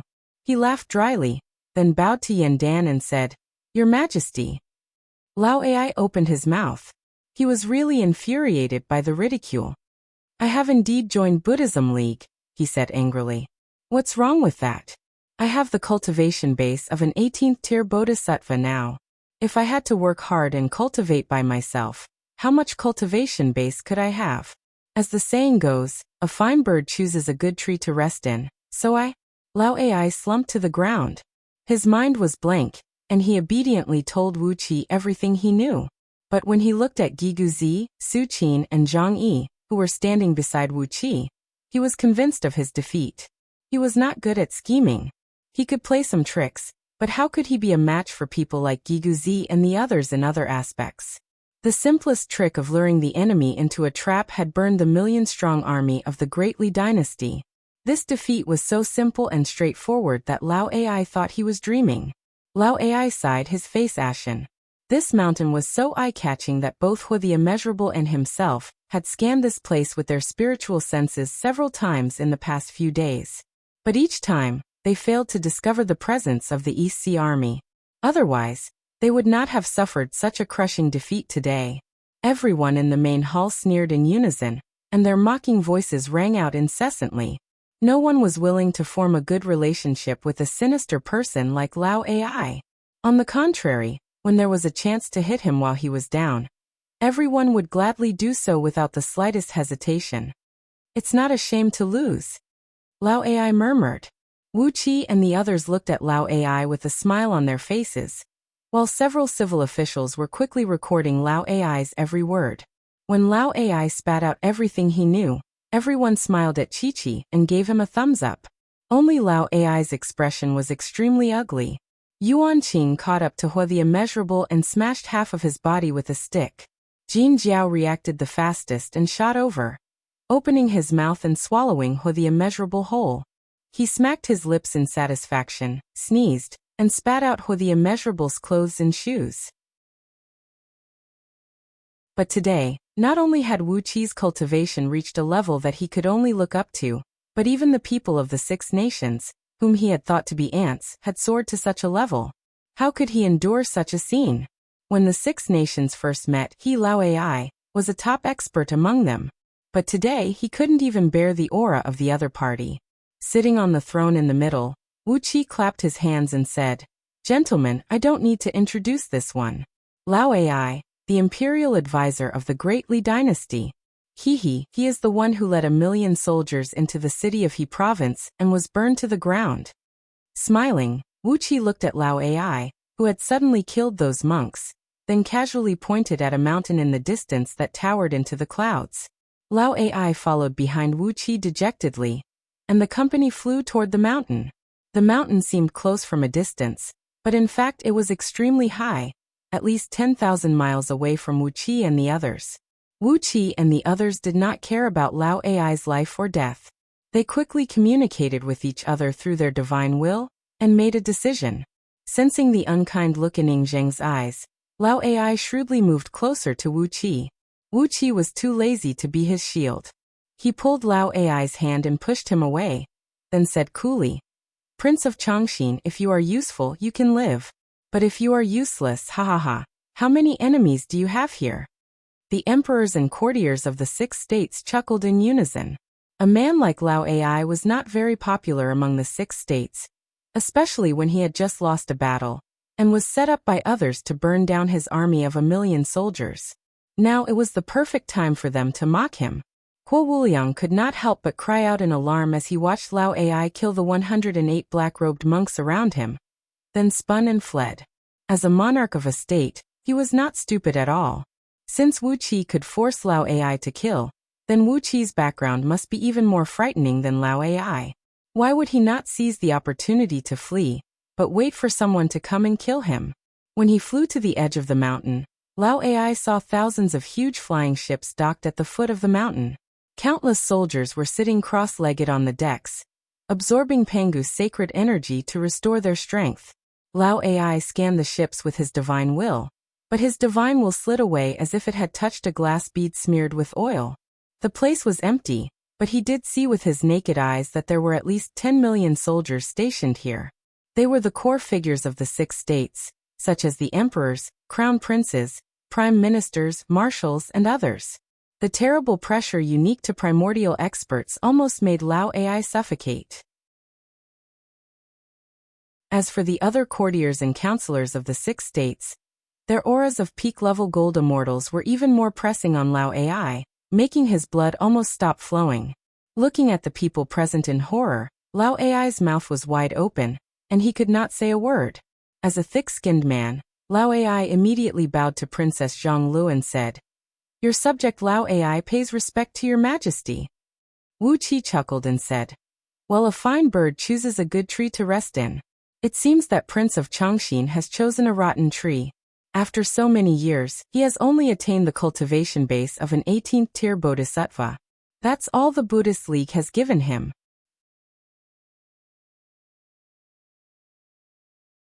Chapter 895. Mo flew up into the sky alone, stepped on a white cloud, and slowly disappeared into the sky. His loneliness and desolation caused the more emotional group of people from the 6 nations to grimace in laughter, as if they were taking pleasure in his misfortune. Wu Qi folded his arms over his chest and looked coldly at Mo's back, also narrowing his eyes and laughing merrily. For a man like Mo, who could betray and stab himself at any time, it was better to make him never turn over a new leaf. After forcing him to leave behind all kinds of evidence of his betrayal, Wuxia kicked him out and told him to go to the Buddhist League and work hard to become a delightful Buddha. The East Sea could even provide him with some resources to help him improve his cultivation base as soon as possible. As long as he became a delightful Buddha, he would be able to make a greater contribution to the East Sea. As for how much risk he would have to bear, who would care about that? If he died, then so be it. Anyway, no one would be sad and shed tears for him. But there was a piece of information that Mo provided that caught Wuxia's attention. The last time King Zhongqiu died, Lord Longyang had disappeared, but he was rescued by the last disciple of Dragon Mother Buddha, one of the past Buddhas of the Buddhist League. Dragon Mother Buddha was an extremely senior figure in the Buddhist League today. She had served more than 30 generations of Lord Buddhas, and she held a high position and prestige. Her last disciple, the goddess of Dragon Cry, had somehow rescued Lord Longyang, who was badly wounded and waiting for death, and had fallen in love with him at first sight. According to Mo, Lord Longyang and the goddess of Dragon Cry were now almost inseparable. The cultivation technique Lord Longyang practiced was of the Buddhist League, which suited Dragon Mother Buddha's taste even better. Lord Longyang was now like a fish in water in the Buddhist League, and the treatment he received was more than 100 times better than Mo's. When Mo had disappeared into the sky, Wuxia nodded and said to Wei Wuji, "Your Majesty, you'll have to work harder on this Lord Longyang." Wei Wuji pondered for a moment, then nodded and said, "Lord Longyang still has a deep affection for Great Wei. If there is a chance, I will." They looked at each other and nodded at the same time. If Lord Longyang knew what was good for him, and was willing to be a spy for the East Sea Alliance, that would be fine. But if he was bent on joining the Buddhist League, and even plotting against the 6 states, he would not blame them for being ruthless. Given the current strength of the 6 states, it was naturally far from enough to fight against the Buddhist sect. However, if it was just Lord Longyang, he would definitely die. With the matter settled, at Wuxia's command, the armies of the 6 states and Wuxia's army broke camp and swept across the eastern provinces and counties in 7 different directions. They had agreed beforehand that 80% of the territories, and the people, and the looted loot would belong to the East Sea Alliance. And the people of Mo would Mo. How much they could gain along the way would depend on their own means and speed of progress. The Celestial Court and the Buddhist League could not sit back and watch the East Sea Alliance plunder the mortal kingdoms that came to Pangu continent with outer heavenly realms. They would definitely take some countermeasures. The purpose of Wuxia and the others was to loot as many benefits as possible before the Celestial Court and the Buddhist League could do anything. Once they found the Celestial Court and the Buddhist League, they would immediately retreat to the East Sea and defend Lining Xiong City with all their might. They would never fight the enemy head-on. The 7 armies set out at the same time. Great Yan, Great Chu, and Great Zhao headed northeast, Daqin, Great Wei, and Great Qi headed southeast, and Wuxia headed east with the main army. The 7 armies swept through the eastern provinces in a mighty manner. Those provinces that were still loyal to DU submitted official documents, providing logistical forces and various military supplies for the 7 armies. Meanwhile, the officials who were related to King Xian Shan and King Li Shan fled with their soldiers and supplies, as well as a large number of people. As for the kingdoms of the human race from outer heavenly realms who had just landed on Pangu continent, they were completely wiped out by the Donghai army. In just 3 months, the 7 armies from the East Sea Alliance swept through more than 20,000 provinces in the eastern region, slaughtering all the soldiers of more than 1,000 mortal kingdoms from outer heavenly realms, killing all the royal families, and taking all the people as captives. As these heavenly realms descended on Pangu continent, more than 300 immortal sects were wiped out by the 7 armies, and the flesh and blood of the immortals were offered to Lei Meng as sacrifices. With that, the overall strength of the 7 armies was improved to a certain extent. When the East Sea Alliance led by Wuxia bared its fangs, it was like a dragon that had been sleeping for a long time had begun to hunt. On this day, Wuxia had just led the army to wipe out a small Buddhist sect called Liang sect. and was marching eastward when a great sheet of golden light suddenly burst out from the top of a mountain range in front of him. 10,000 miles ahead of Wuxi's army, a small camp of heavenly soldiers stood on the top of the mountain. A young general clad in a brocade robe with a long spear in his hand was leading hundreds of heavenly soldiers toward the East Sea Alliance on clouds.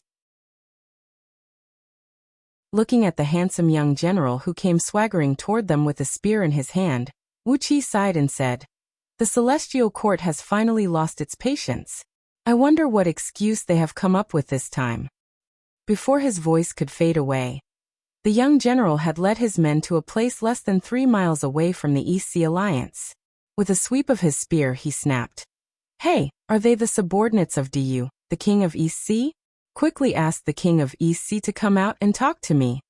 Wu Qi paid no attention to the young general. How could he come out personally when someone came out to challenge him? If that was the case, he would be lowering his status as a king. He cleared his throat and said coolly, "Who is it?" Before Wu Qi could fully display the bearing of a king, Catfish Flood Dragon had already sped toward the young general on a watery cloud. She laughed loudly and said, "This boy looks tender and delicious. I'm not going to hold back." Laughing strangely, when she was about a mile away from the young general, Catfish Flood Dragon cast a restrictive magic and grabbed at him, then opened her mouth wide and swallowed him. Catfish Flood Dragon was superior in physical strength, but her attainment in divine abilities and magic was very rough. Even so, with her primordial magic power, the restrictive magic still unleashed 3 pitch-black, bone-piercingly cold streams of water, wheeling around the young general for a while, and finally transforming into 3 icy Xianbing circles that trapped him. Amidst the strange laughter, Catfish Flood Dragon transformed her head back to her true form of a flood dragon, sticking out her tongue and dripping with saliva as she rushed toward the young general. A crisp cracking noise rang out, and the 3 Xianbing circles were shattered. The young general thrust his spear forward, and immediately, the sky was filled with green spear shadows that looked like phoenixes. There were at least tens of thousands of them, and in the blink of an eye, they pierced Catfish Flood Dragon's body at the same time. The spear was extremely sharp, and there was the power of thunder attached to its tip. Catfish Flood Dragon's tough scales were pierced through, and the thunder and fire exploded under her skin, riddling her with countless thumb-sized holes. Blood sprayed out in all directions, and the pain made her throw her head back and howl miserably. The young general thrust the spear horizontally and hit Catfish Flood Dragon right on her waist. Catfish Flood Dragon gave a muffled snort, as she was thrown far away by the spear and slammed headfirst into the prow of a flying ship, shattering over a dozen layers of the ship's defensive formation. And only then did she manage to stop herself. Wu Qi's pupils constricted as he turned to look at the young general. A purple gleam flashed in his eyes, and Wu Qi had seen through the cultivation base of this seemingly young heavenly general. Catfish Flood Dragon was indeed careless.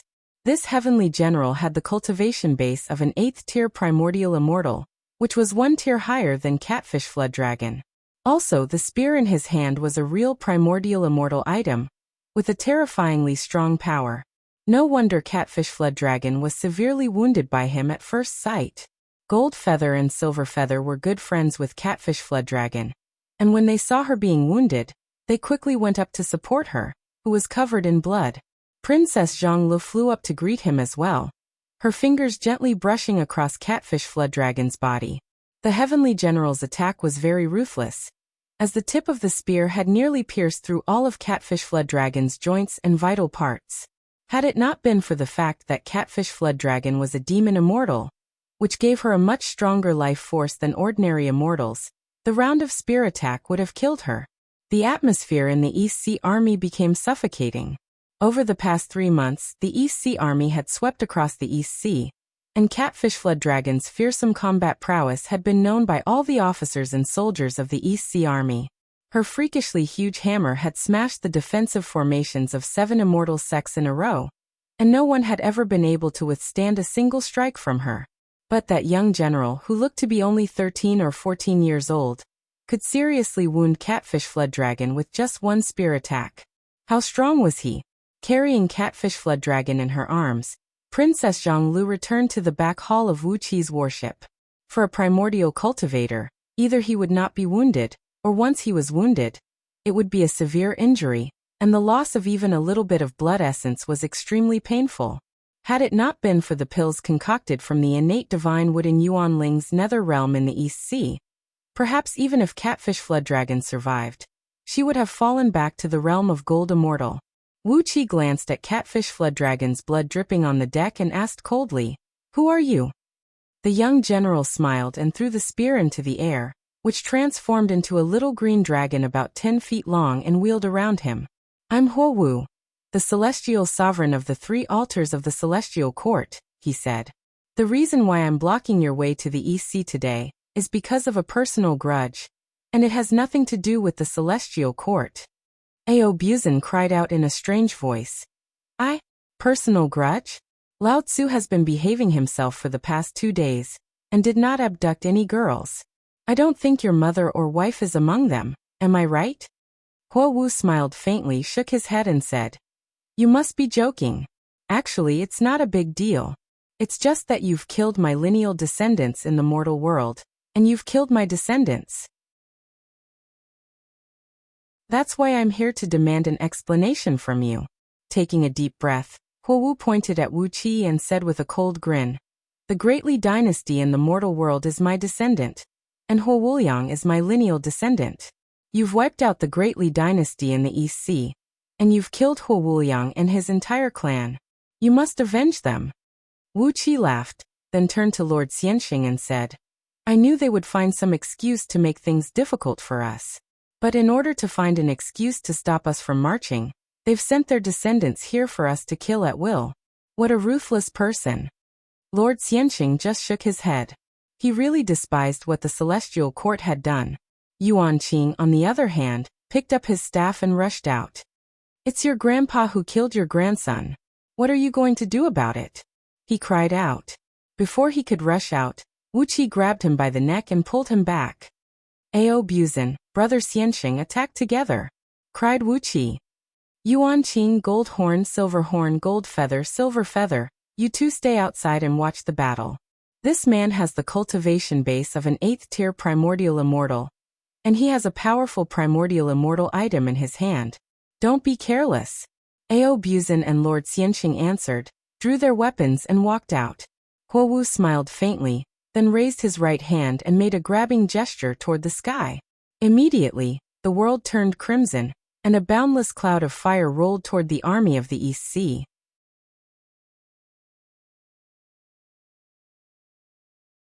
Chapter 896.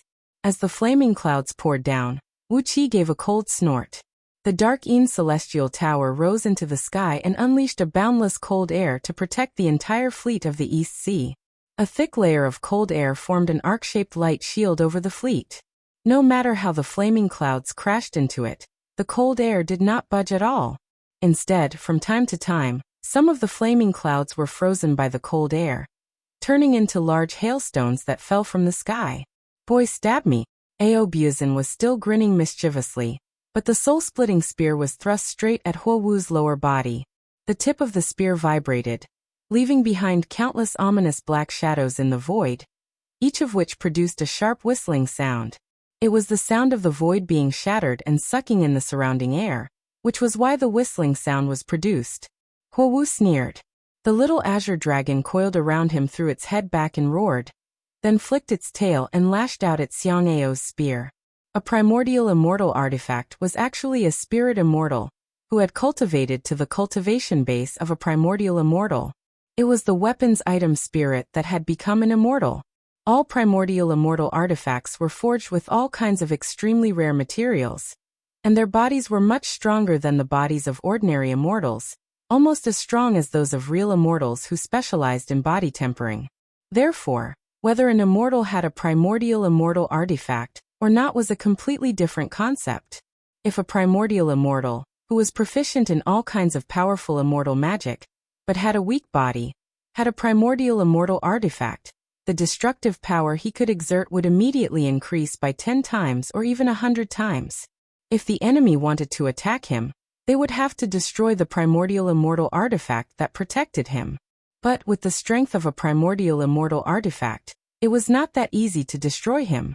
With the spear in his hand, Huowu had killed at least 10 itinerant primordial immortals whose cultivation base was higher than his, but who were unwilling to submit to the celestial court, and who did not have any powerful backers for the celestial court.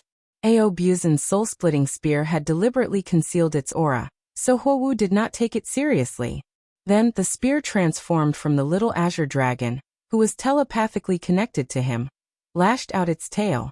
A loud clanging noise was heard, and a bright light burst out between the soul-splitting spear and the little azure dragon's tail. Aobuzin's hands trembled violently. The soul-splitting spear was almost whipped out of his hands by the little azure dragon's tail. However, the little azure dragon also roared in pain. Its exquisite tail was twisted to an angle that was almost parallel to its body. Its tailbone was broken by the soul-splitting spear. Huowu exclaimed, "You bastard chaos spiritual artifact!" Before his voice could fade away, Lord Xianxing let out a dragon roar as he transformed into a golden dragon. The illusion-breaking halberd split into 4 identical halberds and was gripped by his 4 claws, thrusting thousands of times at Huowu like a storm. Countless meteor-like beams of light swept out, shaking the void. The void around Huowu shattered into pieces as a tremendous force struck his body, wanting to tear him to pieces.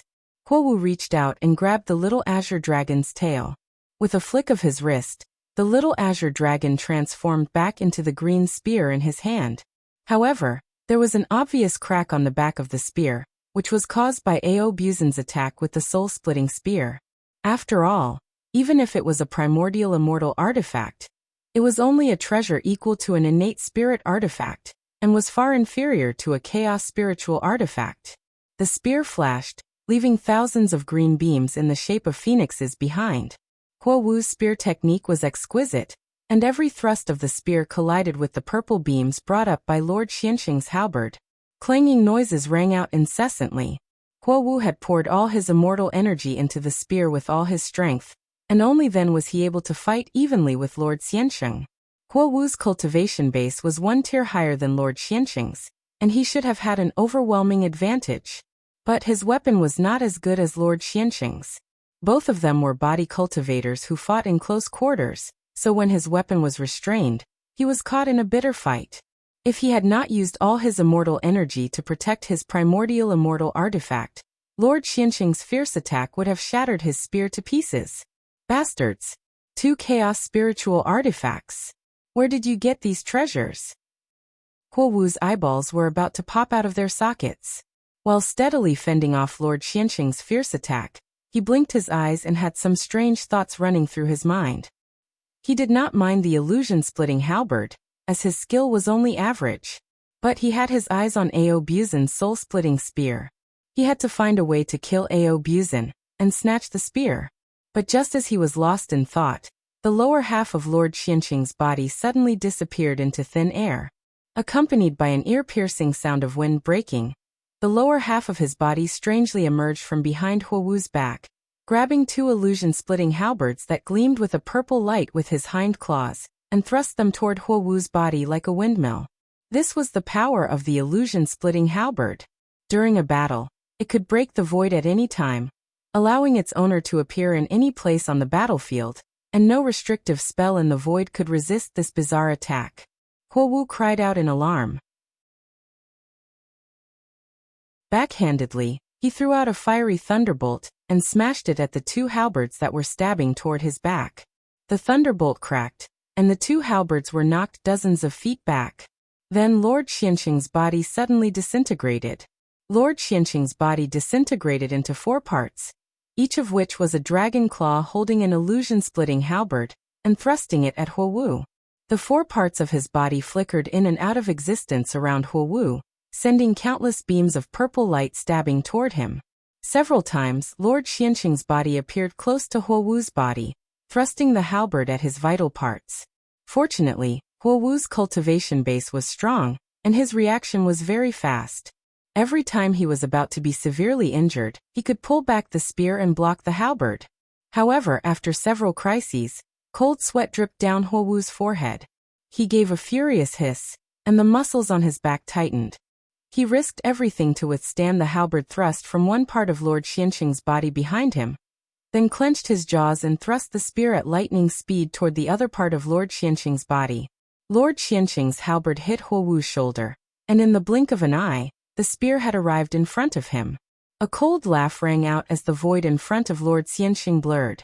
When Huo Wu's spear thrust into the blurred void, the tip of the spear came out from thousands of feet away, piercing through the heart of one of the heavenly soldiers he brought with him, and turning half of his body into smoke.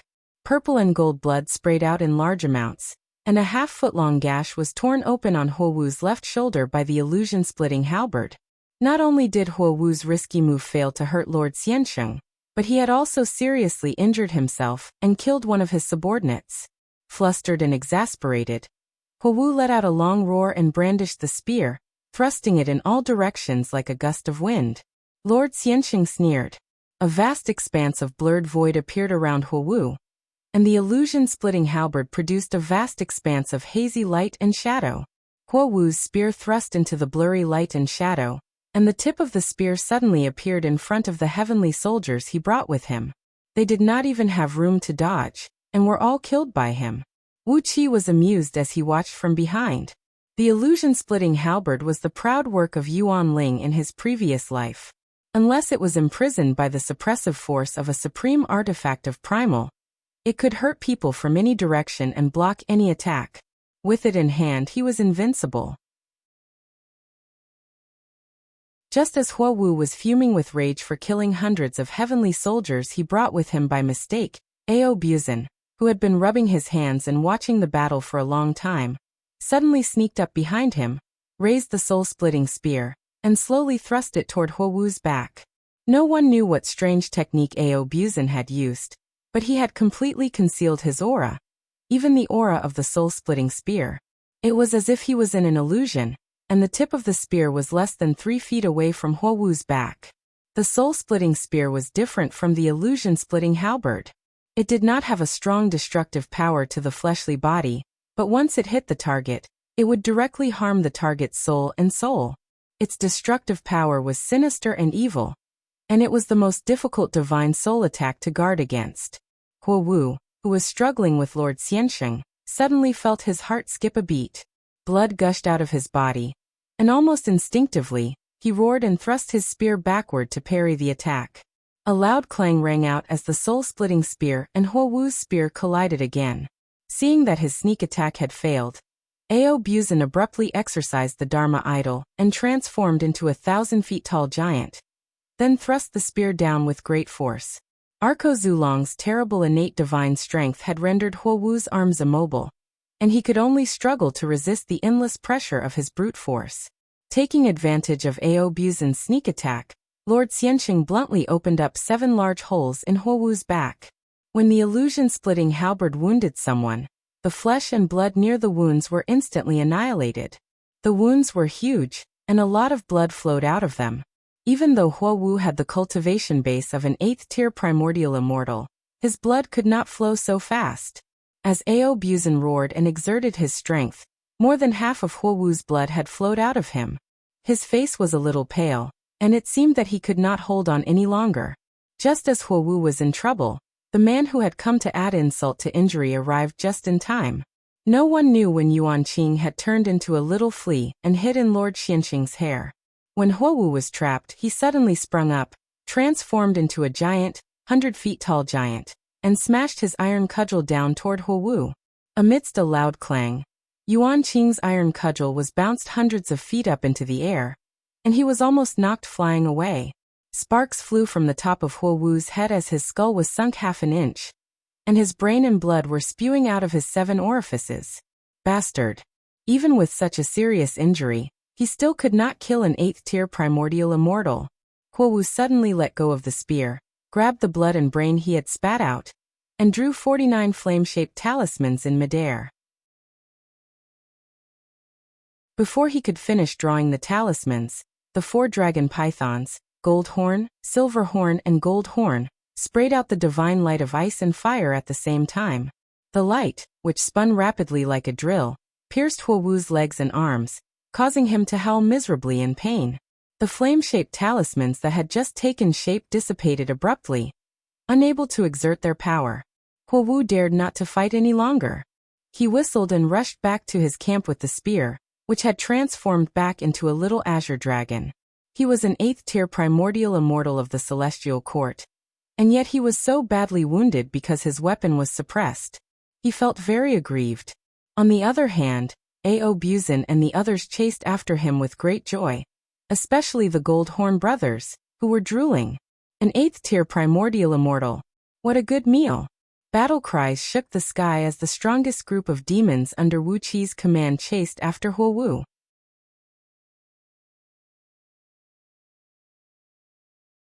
Chapter 897. Huo Wu was fleeing like a rat, while Ao Buzin, Lord Xiansheng, and the others chased after him, entangling him in the air and making it difficult for him to move even an inch. Surrounded by enemies, Huo Wu could only bitterly resist the enemy's attacks as he retreated step by step toward the camp. But suddenly, a long whistle rang out from the side as Xiangyu and Hu Hai rushed out on their respective mounts. Xiangyu rode a dark horse and held a black steel spear in his hand, while Hu Hai rode a black lion and held 2 strange-looking one-legged pestles, each more than 7 feet long. The 2 of them blocked Huo Wu's retreat to the camp, one on the left and the other on the right. "Come here quickly, you bastard. I'll let you go if I don't kill you after stabbing you 800 times. Xiangyu cried out.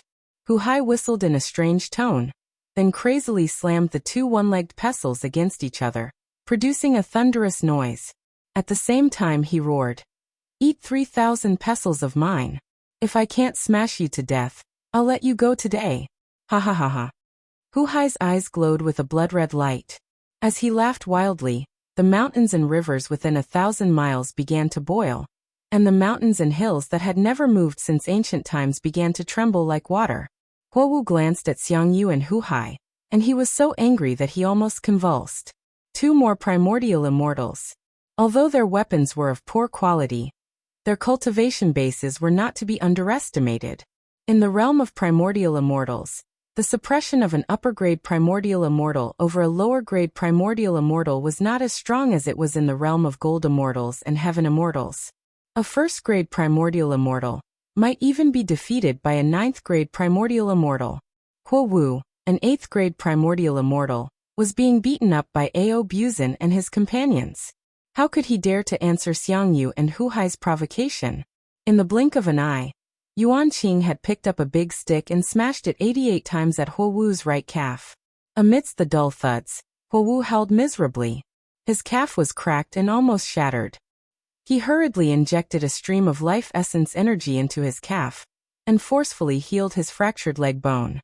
However, a portion of his essence energy that he had already used up was lost again. Roaring furiously, Huo Wu waved his hands again and again. Countless clusters of fiery clouds and fiery thunders gushed out in all directions like ripples of water. Large clusters of purple thunderbolts the size of human beings were faintly visible in the fiery clouds. These were the defensive treasures that Huo Wu had collected from a master artificer in the celestial court, and he had asked a master artificer in the celestial court to help him forge them. After all, they were made by a primordial immortal, and the power of each explosion was equivalent to the full force of a 9th-tier primordial immortal. At this moment, in order to save his life, Huo Wu threw out 36 9 rotations flaming thunders at once. Each of them required him to gather the essence of heavenly fire for tens of thousands of years, and it cost him a lot of money to craft them. Huo Wu's heart was bleeding when he threw them out. He had suffered a great loss in today's battle. But as soon as he threw them out, Ao Buzin and Lord Xiansheng burst out laughing. They transformed into their true forms of dragons at the same time, opened their mouths, and poured out boundless waves of water. Amidst the dark and fishy water, large chunks of dark blue icebergs collided with each other, emitting cold air that washed away all the fiery clouds and balls of fire Huo Wu had thrown out. It was the law of heaven and earth that water restrained fire. Although Huo Wu had a very brilliant fire magic, he was completely restrained by Ao Buzin and Lord Xiansheng. 36 9 rotations flaming thunders drifted in front of the crowd, and were about to explode when Lord Xiansheng thrust his illusion-breaking halberd in a frenzy. Purple streams of light pierced the thunders, causing them to vanish abruptly and stick to the surface of Huowu's body. Then 36 balls of fire exploded from the stunned Huowu. At the same time, Aobuzin and Lord Xianxing sprayed out a great plume of cold air, which transformed into a shield of cold light about 100 miles in diameter, and wrapped around Huowu. Yuan Qing, Gold Horn and the others hurriedly cast spells to strengthen the shield, lest the explosion of the thunders would cause too much damage to Pangu continent. Since those immortals were rewarded with great virtues for sending outer heavenly realms back to Pangu continent, it was conceivable that if too much damage was caused to Pangu continent because of them, there would be boundless evil karma. Aobuzin and the others had long tasted the benefits of virtues, so how could they dare to let Huowu destroy Pangu continent at will? Even Xiangyu and Huhai hurriedly rushed forward to help. Xiangyu sprayed out a monstrous sea of blood to cover the shield, while Huhai gave a loud cry. Hundreds of rivers nearby rose into the sky, weaving the power of water into a huge net and enveloping the shield. Muffled explosions kept ringing out of the shield as it expanded and shrank over and over again. Aobuzin and the others were shaking like fallen leaves in a storm. The terrible force of the explosions shook their souls, and the shield was nearly blown apart several times. The force was equivalent to the full force of 36 primordial immortals. Even though Aobuzin and the others had strong cultivation bases, they were still overwhelmed by the explosions. Just as the shield was about to break, Wuxia finally made his move. The shield protecting the fleet of East Sea fell down, and merged with the shield supported by Aobuzin and the others. With Wuxia's help, the shield was finally stabilized. In the rear of the camp where Huowu's troops were stationed, in the middle of the tent, several people in black cloaks, even their faces were covered, watched the whole process of Huowu being beaten through a water mirror. They shook their heads gently and murmured something in a low voice. When Huowu threw out his fire thunder, but it was bounced back by Lord Xianxing, the few of them laughed mockingly and quickly got to work. A small sacrificial table, less than 3 feet in radius, was placed in the middle of the tent. A pitch-black, ferocious-looking devil's head, carved from an unknown wood, was placed on the table. 3 blood-red incense sticks were ignited, floating in front of the devil's head. Thin streams of blood-red smoke slowly rose, wrapping this hideous devil's head. This devil's head seemed to be floating in a sea of blood, with a pair of eyes shining with a fierce and violent green light. A small human figurine carved from ordinary cork was placed in front of the devil's head. Several people knelt in the tent and kowtowed to the devil's head a few times. At the same time, they stretched out their black, bird claw-like left hands and made a cut on their left wrists with a knife in their right hands. Sticky, black blood slowly dripped down into a pitch-black bowl that seemed to be made of leather in front of them. When more than half of the bowl was filled with blood, the cork figure, no more than 3 inches tall, suddenly jumped into the bowl. The fiend slowly opened its mouth and sprayed out a stream of blood-colored smoke, which shot into the bowl like an arrow. More than half of the bowl of black blood began to spin rapidly, turning into a small whirlpool and trapping the cork figure in it. Wuxia, who had just helped Aobuzin and the others to imprison Huowu, swayed and smelled a faint smell of blood coming from nowhere. It was mixed with the fishy smell of various poisonous insects, sticky and suffocating, making one feel uncomfortable all over. Wuxia frowned and waved his hand. A cool breeze swirled around his body for a while, but there was also a strange smell of blood in the wind. The movements of the few people in the tent were very fast. They jumped around the sacrificial table and the leather bowl on the ground. Their movements were very strange, like a few baboons that had just evolved but had not fully evolved. Their limbs were bent, and their backs were bent as they jumped around in the tent, muttering some incomprehensible spells. The leader suddenly grabbed a palm-sized sword case and threw it into the air. The sword case, which was made of thin human skin, was a few inches long and wide, but as thin as a leek leaf. 9 small flying swords were inserted in a row inside it. Along with the incantation, the 9 flying swords, which were the size of matchsticks, soared into the air. 7 flying swords emitted extremely thin black rays of light, and shot into the 7 orifices of the cork figure. With a low buzzing sound, the cork figure knelt on the ground. The remaining 2 flying swords circled around the figure 3 times. One sword pierced through the top of the figure's skull, and the other pierced through the figure's genitals and abdomen. Wuxia, who was telling Audiobook and the others to carefully release Huowu, suddenly felt his vision go black. His body swayed, and he almost fell to his knees on the deck. He let out a muffled groan. His hands were like a drowning man grabbing wildly in all directions, but he didn't catch anything. Before Wuxia could come back to his senses and figure out what was happening, he felt a sharp pain coming from the Baihui acupoint on the top of his head. A frightening cold air rushed into his body from the Baihui acupoint. Wherever it went, Wuqi's mind would be frozen, and his body would suffer a severe injury. Standing next to Wuqi, Huangliang and the others watched as a stream of black smoke spread straight down from Wuqi's forehead to his lower abdomen. At the same time, a chill that could be detected by outsiders blasted straight up from Wuqi's lower abdomen to his forehead. Clang! A crisp sound of 2 swords colliding with each other was heard coming from Wuqi's stomach. His body twitched and fell backward, with pitch-black blood oozing out from all the pores on his body. When the blood oozed out, it immediately turned into ice shards and froze on the deck. Huangliang was so frightened that he screamed, "Mistress, come quickly! His Highness has been tricked by a curse." His eyes darting around, Huangliang suddenly jumped to his feet, pointed at Huowu's small camp, and roared, "Everyone attack with all your might!" Along with Huangliang's roar, the prow decks of thousands of giant flying ships in East Sea County suddenly opened, revealing countless large war machines. While Huangliang's last word was still lingering in everyone's ears, thousands of giant crossbow bolts and countless lightning bolts shot out from the prow, blanketing the entire mountain range.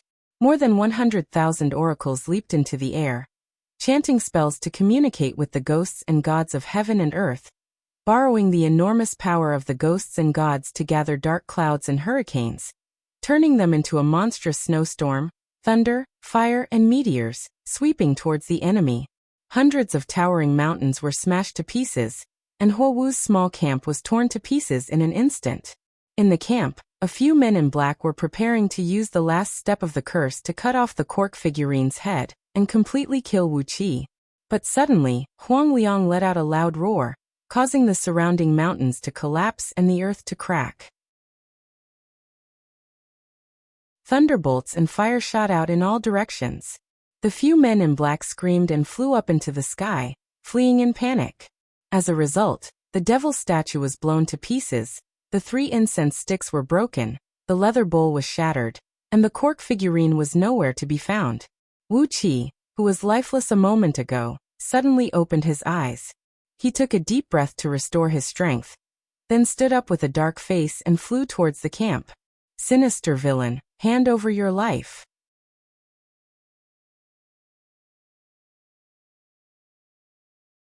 Chapter 898. Therefore, Princess Zhongli decided to reward Huangliang handsomely by introducing him to a few women from the imperial clan.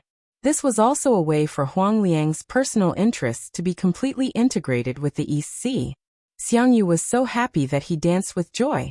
He bit his tongue and spat a stream of blood essence onto the spear, which was immediately absorbed by the green shaft. Gradually, the spear was covered with a thin layer of blood. Wuqi was frightened by the spear's artifact spirit. As long as he slowly nourished it with his own blood essence and energy, he would one day be able to refine it into a natal divine weapon. Now that he had a primordial artifact that had taken shape out of thin air, Xiangyu had gained a great advantage. Bringing with him a gust of wind, Wuqi flew across the sky. When he passed by the cold light shield that trapped Huowu, Wuqi took the opportunity to give Huowu a fierce blow. He did not use any divine ability or magic power, but merely relied on his enormous divine sense of Tao-breaking realm to attack Huowu's divine sense. The fact that Wuqi, with his cultivation base of the 6th tier of Tao-breaking realm, was almost cursed to death by 5 members of the Forbidden Clan, who did not even have the cultivation base of Jin Dan, showed how terrible the curses and ancient mystic arts they had mastered. Princess Zhongli suddenly sneered. She nodded and said, "I can't believe the Celestial Court has secretly kept the bloodline of the Forbidden Clan." Wu Xian, Wu Peng, and the others had even transformed their bodies in order to pursue the powerful curse power. They had fused all kinds of strange bloodlines into their bodies, abandoned their human form, and even their human intelligence, and completely turned themselves into a different kind of alien. As for the spear that could transform into a little azure dragon, it was forced to stay still by Ao Buzan and Lord Xiansheng. Xiangyu, who had been watching from the side for a long time, suddenly rushed forward. He threw away the spear in his hand, grabbed the little azure dragon's tail, and shook it hard. "Good boy, listen to me." 5 muffled explosions rang out, and the bodies of the 5 men exploded into large amounts of viscous black blood that spurted out. Wu Qi, who had just flown past, turned back and glared fiercely at the spear. Wu Qi shouted in a stern voice, "If you don't obey, then die." With a flick of his sleeve, he sent them flying thousands of miles away in the blink of an eye. The little azure dragon hissed in Xiang Yu's hand. It was Huo Wu's natal primordial artifact, which he had spent a great deal of effort to refine with his own nascent divinity and blood essence. Now that Huo Wu was dead, if the little azure dragon took the opportunity to escape, he would be a carefree primordial immortal cultivator. How could he be willing to be controlled by Xiang Yu again? But Xiang Yu was strong. He had just been seriously injured by the soul-splitting spear. How could he possibly struggle? In the ancient times, Diyu had Wuxian, Wu Peng, and other famous oracles. Before Diyu was founded, Wuxian, Wu Peng, and other clans played the same role to Diyu as the Directorate of Celestials now. In ancient times, all kinds of cruel and brutal curses were used by Wuxian, Wu Peng, and other clans to deal with all kinds of demons and ghosts, and to protect the newborn human race. Yuanqing and Hu Hai were so jealous that they almost coughed blood. But, as neither of them was good at using spears, they could only watch Xiang Yu take advantage of the situation. Huang Liang was beaming with joy and giggling foolishly, which made the other East Sea generals feel tempted. It looked like they were going to make more contributions in this trip. But like the immortals, the members of Wuxian, Wu Peng, and other clans were blinded by great power, and they even began to pursue immortality. According to legend, Wuxian's medicine and Wu Peng's medicine were made by these great clans with the blood essence of human beings, and all kinds of rare spirit herbs, which could give human beings endless life. After rewarding Huang Liang, who had made a great contribution this time, Princess Zhongli gritted her teeth and looked at the 5 monkeys lying on the ground, unable to move. Wu Qi frowned as he looked at them. He had no impression of them. Whether it was the old man Yuan Ling in his previous life or the white mouse who had inherited the scroll of stealing, their level of existence was too high for these men to have anything to do with them. So naturally he did not have any memory of them. With a strange laugh, the bodies of the 5 men lying on the deck suddenly expanded into balls about 10 feet in diameter. It was only when Princess Zhongli explained the origin of the forbidden clans that Wu Qi realized how much he had suffered and how much risk he had taken this time. Huang Liang nodded thoughtfully. He slapped his head and said with a smile, "I remember now.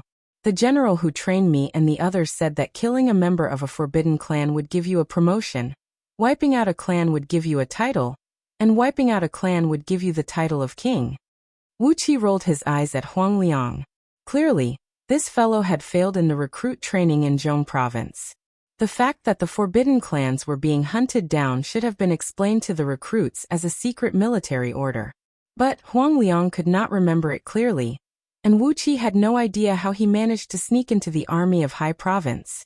Taking out a life-saving spirit pill from Yuan Ling's nether realm, and shoving it into Wu Qi's mouth, Princess Zhongli turned to Huang Liang and praised, "Well done, Huang Liang.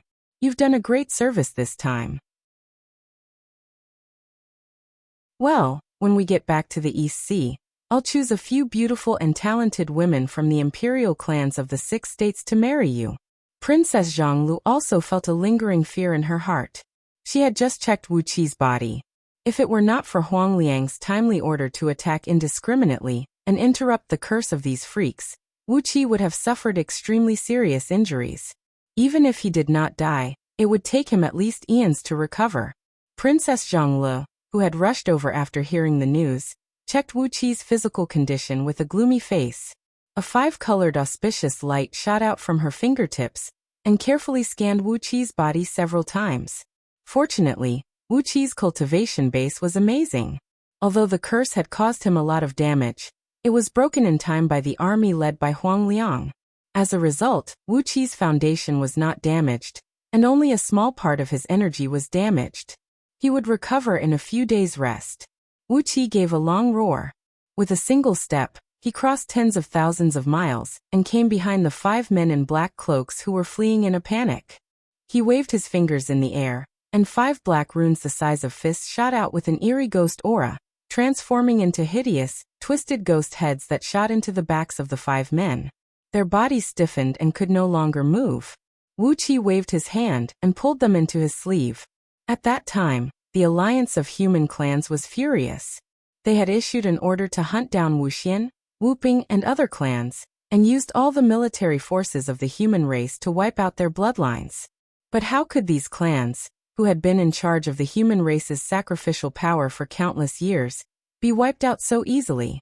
Their bloodlines were still proliferating on Pangu continent, and they would pop out every once in a while to cause the human race some trouble.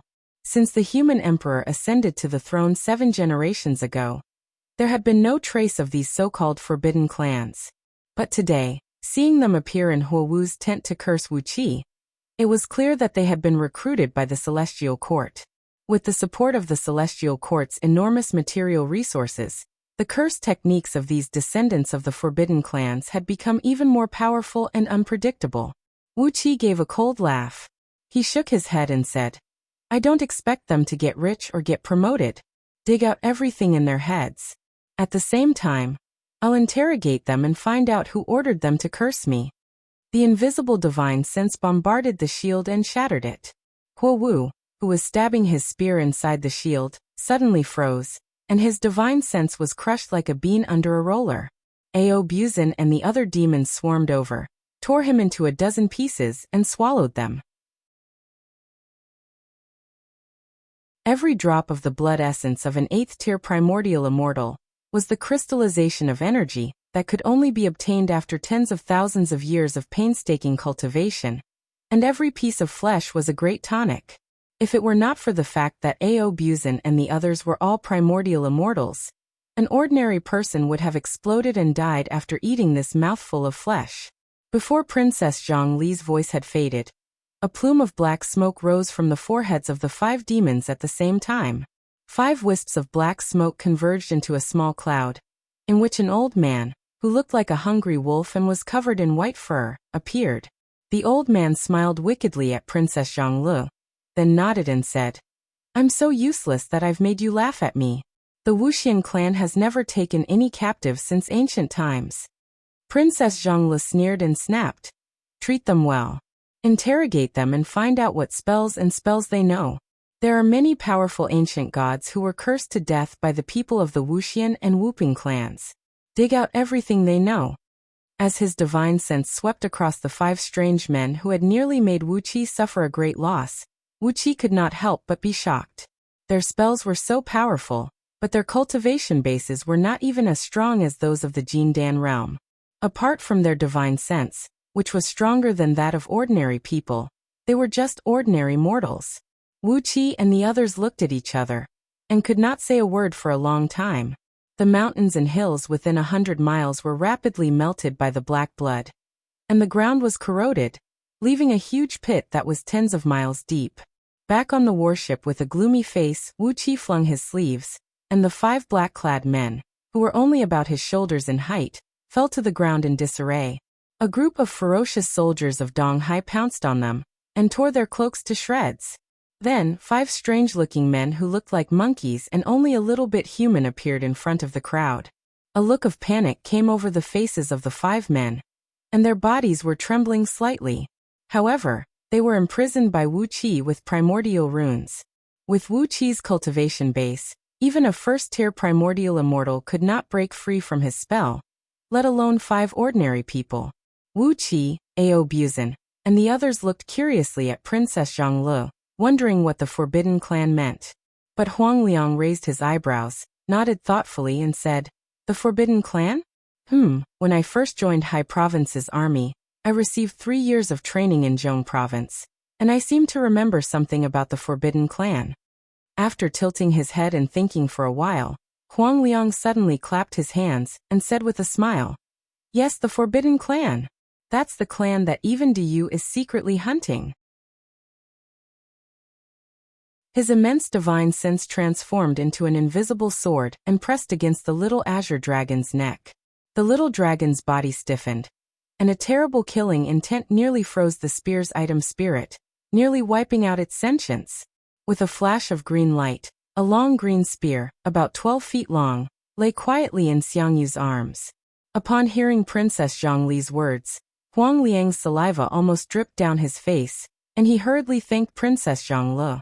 All the women from the imperial clan of the 6 states were beauties. And when the news of Wu Qi's 90,000 concubines came out, Huang Liang and the others' eyes had turned green with envy. Now Princess Zhongli had personally chosen a beautiful and talented woman for him to marry. How could her character and beauty go wrong?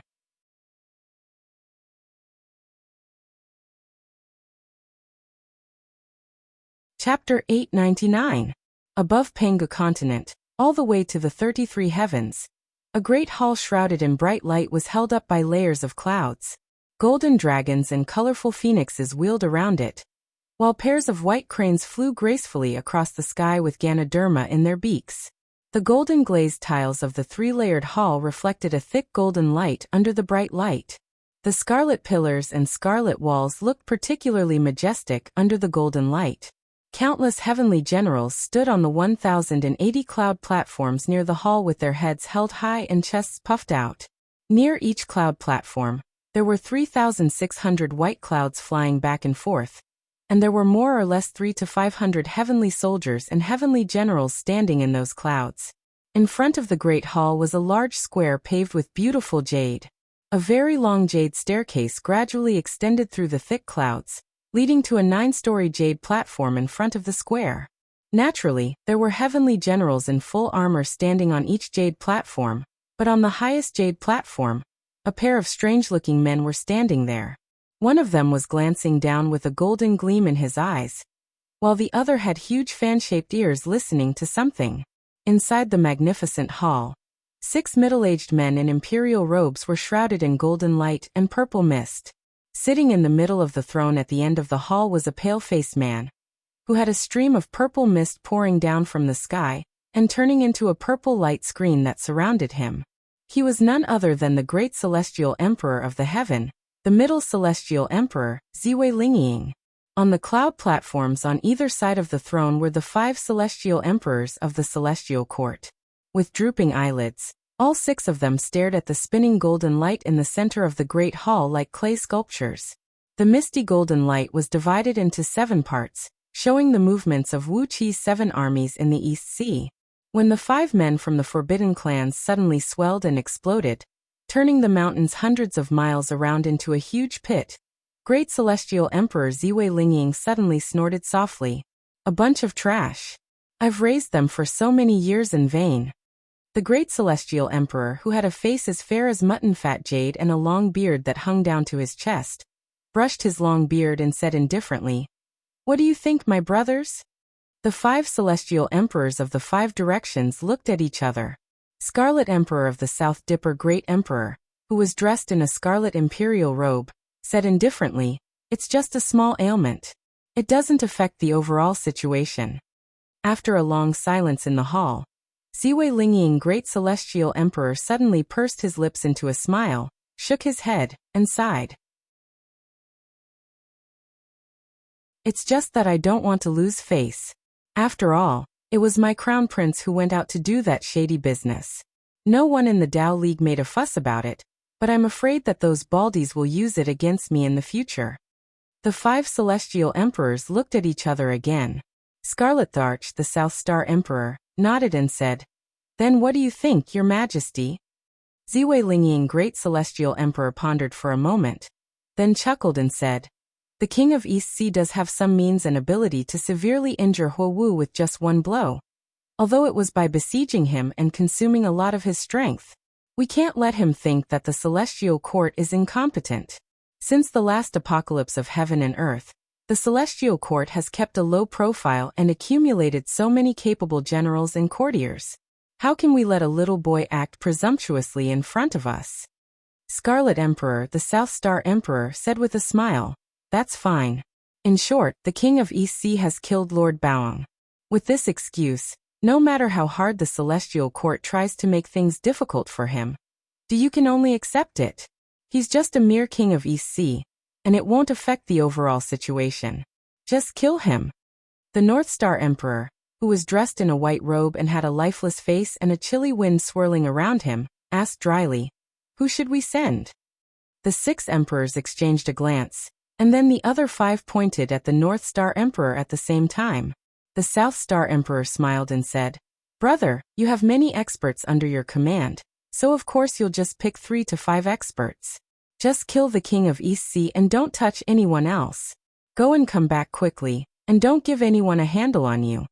At the mention of the word handle, the 6 celestial emperors looked up at the ceiling of the Great Hall at the same time, then exchanged a glance and nodded at each other with a tacit understanding.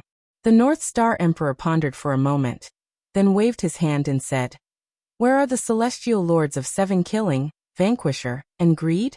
Go down to the lower realm at once, kill the King of East Sea, and take his soul. The celestial lords of Extreme Yin and Extreme Yang will provide support from the rear and stop the pursuers of the East Sea. But don't kill too many of them." Starlight suddenly shone brightly in the Great Hall, and 5 voices of assent rang out. 5 bright stars swirling in the sky suddenly emitted a dazzling light, and then 5 very fine beams of starlight shot down toward Pangu continent at high speed. 3 stars that were surrounded by sharp starlight flew at the front, while 2 stars that shone with dazzling light, one red and one white, flew at the back. The 2 waves of stars were hundreds of thousands of kilometers apart, and when they flew, they stirred up star power, causing slight changes to the constellations in the sky.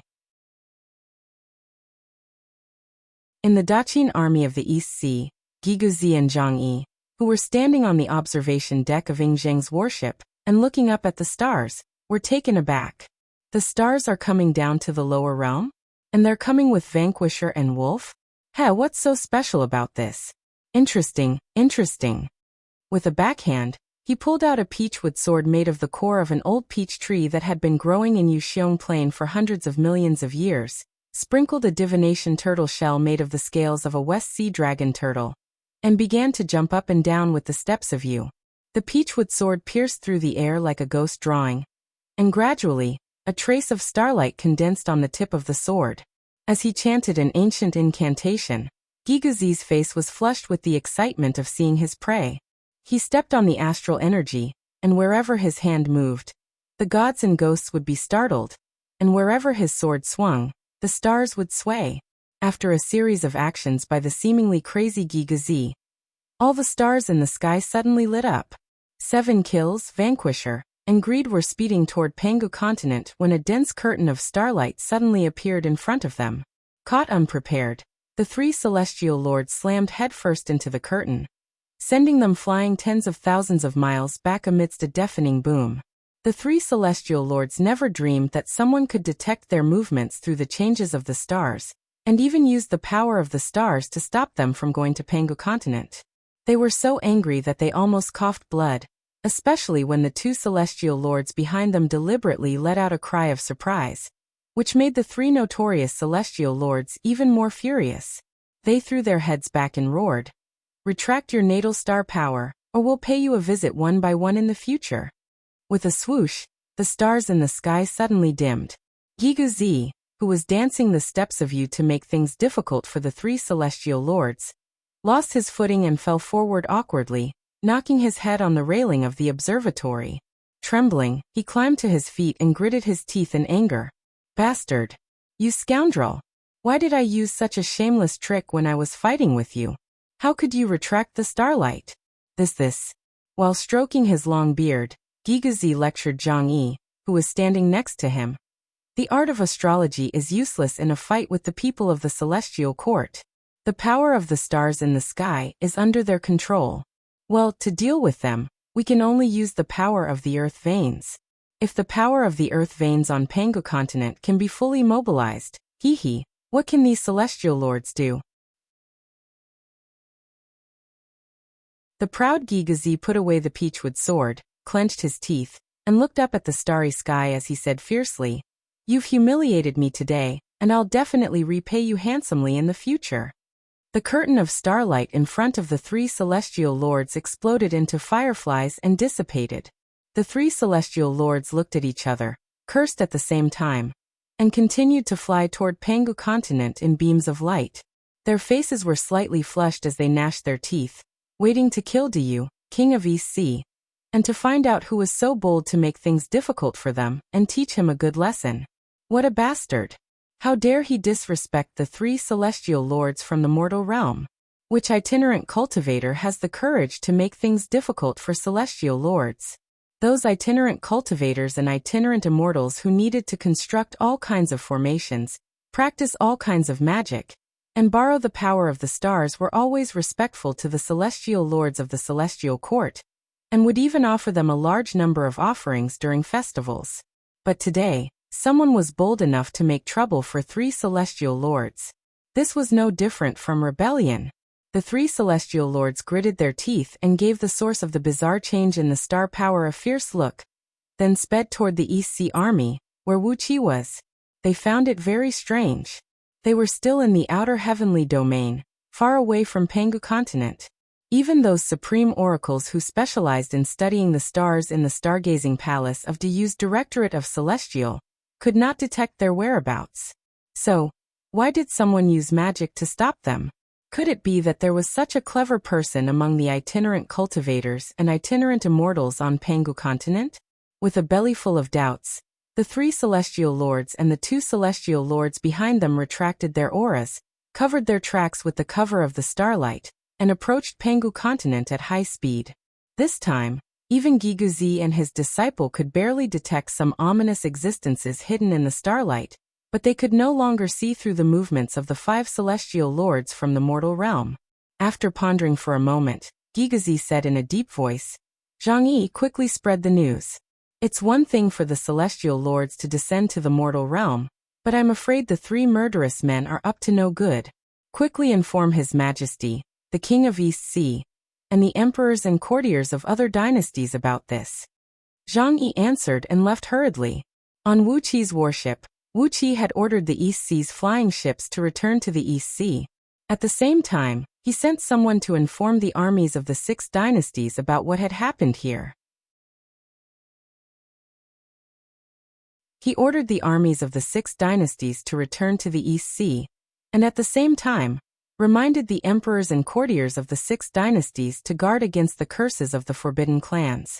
This kind of invisible curse was extremely strange and unpredictable, but its lethality was amazing. If any of the emperors and courtiers of the six dynasties were hurt, Wuqi would feel a heartache. The mighty fleet of flying ships was returning to the west. After less than an hour, 3 beams of silver light suddenly flashed across the void. Amidst a deafening boom, 3 jade armor dark turtle flying ships led by Wuqi broke in half at the waist. Silver starlight as sharp as a knife swept out in all directions, shredding the huge ships to pieces. The tens of thousands of soldiers on the ships were evaporated by the endless starlight before they could even let out a scream. 3 figures clad in strange armors, shrouded in purple-green flames of starlight, stood in front of the fleet.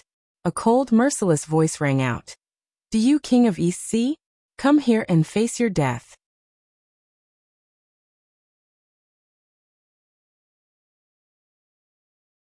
Chapter 900. How much power had the stars hanging high up in the void accumulated since ancient times? The faces of the 3 celestial lords flickered slightly, and then they shook their heads disapprovingly. "King of East Sea, step forward now and face your death," said Seven Killing indifferently. "We 3 brothers are celestial lords from the upper realm, and we can't stay in this lower realm for too long, lest we get contaminated by the mortal world and pollute our immortal bodies." The 3 celestial lords, for example, represented the principles of ferocity, war, and treachery. Over the years, the 3 natal stars had been constantly absorbing the power of faith related to Pangu continent and the mortal worlds, making them stronger and stronger. They were also the strongest celestial lords among all the celestial lords of Slaughter and Wolf. Wuqi snorted coldly, crossed his arms in front of his chest, and collided head-on with Seven Killing. Suddenly, A blinding light burst out of the 7 killing star in the void, and an irresistible force came at him. Wuxia felt a sharp pain in his arms, and his chest was swollen and sweet. He coughed up a mouthful of blood as he was knocked flying by 7 killing's punch. A clear fist mark was left on his arms, and he almost lost all feeling in his arms. Wuxia stepped forward slowly and stood at the prow of the ship. He looked coldly at the 3 celestial lords and said with a smile, "Since you're here, don't leave. The lower realm is actually not bad. There are beautiful places with excellent feng shui everywhere. You can choose a dragon cave with good feng shui, and I'll give you a grand burial." Before his voice could fade, 7 killing threw a simple punch at Wuxia's face. The other 30% of the soldiers with higher cultivation bases were also bleeding from their mouths and noses. They staggered and fell to the ground, unable to move. Compared with the other 70% of their colleagues, the only advantage they had was that they could barely open their eyes and speak. At this moment, they unleashed the aura of their natal stars without hesitation, and the strong killing intent almost wiped out the EC army in front of them. The sky-pacifying sword could stop all the stars in the sky, the earth, the water, the fire, the wind, and the immeasurable time and space. As soon as the sword was thrust out, the star power around Vanquisher's body froze. Stiffly, he watched the sky-pacifying sword slowly thrust towards the spot between his eyebrows. The tip of the sword gradually sank into his forehead and pierced through his skull. However, something shocking happened. The stronger the killing intent in the hearts of the Eastern Sea soldiers, the more terrifying the killing intent emanating from defeating armies and 7 kills Celestial Lord became. Gradually, even Princess Zhongli's divine power and aura could no longer stop the killing intent emanating from the 2 celestial lords. Princess Zhongli's body trembled slightly. Suddenly, her face turned pale, and a trickle of blood oozed out of the corner of her mouth. Her internal organs had been injured by the terrible killing intent. 7 killing celestial lord took a few steps forward and stood in front of Vanquisher. Smiling, he nodded to Wuxia and said, "Not bad. You actually have a chaotic spirit artifact that almost killed Vanquisher. That's why we brothers will kill all your subordinates. Otherwise, how can we justify the gift?" Wuxia nodded to himself. Pengu's sacred energy had a strong repulsive effect on the immortal energy of immortals, but the energy absorbed by these soldiers when they were healing could effectively resist the killing intent of the 3 celestial lords. This was something he could use. These stars were formed in the primal world when Pengu continent was created. They contained infinite star power, and corresponded to some of the laws of heavenly Tao in Pengu world. Over the years, generations of celestial lords had fallen, but the true form of these stars was immortal. Clearing his throat, Wuxia slowly took a few steps back. In his previous life, Yuan Ling had never dealt with the celestial lords of the celestial court, and he did not know what kind of resources they had. It seemed that the battle was going to be troublesome. The cultivation base of the 3 celestial lords was roughly at the level of gold immortals, but with the terrible fighting prowess they could actually exert, perhaps even ordinary primordial immortals would be killed by them with a single punch. Looking at the 3 celestial lords, Wuxia nodded and said, "Same to you. If you have no last words, I'm going to strike now." Shocked, Wuxia grabbed Princess Zhonglu and cried out, "All soldiers of the East Sea, put down your weapons, sit cross-legged, and regulate your breathing. Calm your mind, and don't let your imagination run wild." 7 killing Star Lord controlled the killing intent of these soldiers, and used their own killing intent to injure them. Princess Zhonglu began to recite an incantation in a low voice. A vast amount of green mist drifted up from the surrounding mountains, turning into a fragrant green rainstorm that sprinkled on the East Sea's fleet. The soldiers were enveloped by the green spirit liquid that was full of life force, and their injuries healed quickly. The soldiers calmed their minds and ignored everything else in the outside world, working hard to circulate their cultivation techniques and absorb Pengu's sacred energy to heal their wounds. The dense purple mist enveloped the entire fleet of the East Sea, and the power of the 3 celestial lords could no longer affect the soldiers of the East Sea. The 3 celestial lords laughed in unison, their laughter full of mockery and disdain. Greed burst out laughing when he heard that. Shaking his head, he said, "You don't know the immensity of heaven and earth. You are just a king of Du. How dare you speak so arrogantly? I'll let you die knowing that today, Ziwei Lingying, the great celestial emperor, has personally ordered you to be killed to avenge the crown prince, Lord Baoang. You can only blame yourself for doing something you shouldn't have done, but don't blame us for being ruthless." Fortunately, Princess Zhonglu reacted quickly. As soon as the 3 celestial lords appeared, she let out a furious roar and unleashed 9 golden bodies of the ancient gods. A vast aura of divine power rolled and enveloped the entire fleet of the East Sea. The soldiers, whose intelligence was almost wiped out, breathed a sigh of relief at the same time. They sat on the ground awkwardly, cold sweat rolling down their backs like spring water. Wu Qi, too, felt stars flashing before his eyes. Greed's punch was so strong that it completely shattered the frozen time and space of the heaven-pacifying sword. It was even stronger than the full power of Wu Qi's fleshly body, and it was not a power that an ordinary immortal could obtain through arduous cultivation. Wu Qi nourished the heaven-pacifying sword with his divine soul, and the sword was connected to his divine soul. So naturally, the heavy blow on the sword affected Wu Qi directly. The sword twisted and rubbed against Vanquisher's right palm, producing a harsh squeaking sound. But now that Vanquisher had been strengthened by the power of his natal star, his strength had reached an incredible level. No matter how hard the blood centipede sword struggled, it could not break free from his hand. After Princess Zhonglu struck, the East Sea oracles finally came to their senses. They took out numerous bone talismans, crushed them, and unleashed various spells to protect the soldiers of the East Sea with all kinds of defensive and soul-stabilizing spells. There were also spells to boost the morale of the soldiers. The soldiers of the East Sea, who were almost scared out of their wits by the murderous aura just now, rose to their feet and roared at the 3 celestial lords with bloodshot eyes. Vanquisher, whose body had turned a dazzling silver and whose facial features could not be seen clearly, raised his right hand and grabbed the blood centipede sword. Vanquisher sneered in a low voice. Just as he was about to sneer at Wu Qi for overestimating himself, a seemingly ordinary sword slowly flew out of the blood centipede sword's beam. Hiding the heaven-pacifying sword in blood centipede sword beam, Wu Qi flew out and slowly thrust it toward Vanquisher's forehead almost right in front of his face. The celestial lords under the celestial court were ordinary mortals who had become cultivators through cultivation. It was just that they were conferred the title of Celestial Lord after achieving some success in their cultivation, and could inherit the power of the corresponding star. The 3 celestial lords in front of him were the old ministers of the celestial court. They had served 7 great celestial emperors, and in the celestial court, they were the true senior ministers, with a very high status and great power. Unlike the primordial immortals who worked hard to cultivate, these celestial lords did not have any cultivation base or magic power. What they represented was the power of laws. Even though they only had the power of ordinary heaven immortals when they were conferred the title of Celestial Lord, once they were conferred the title of Celestial Lord by the Celestial Court, they could immediately inherit the full power of that star.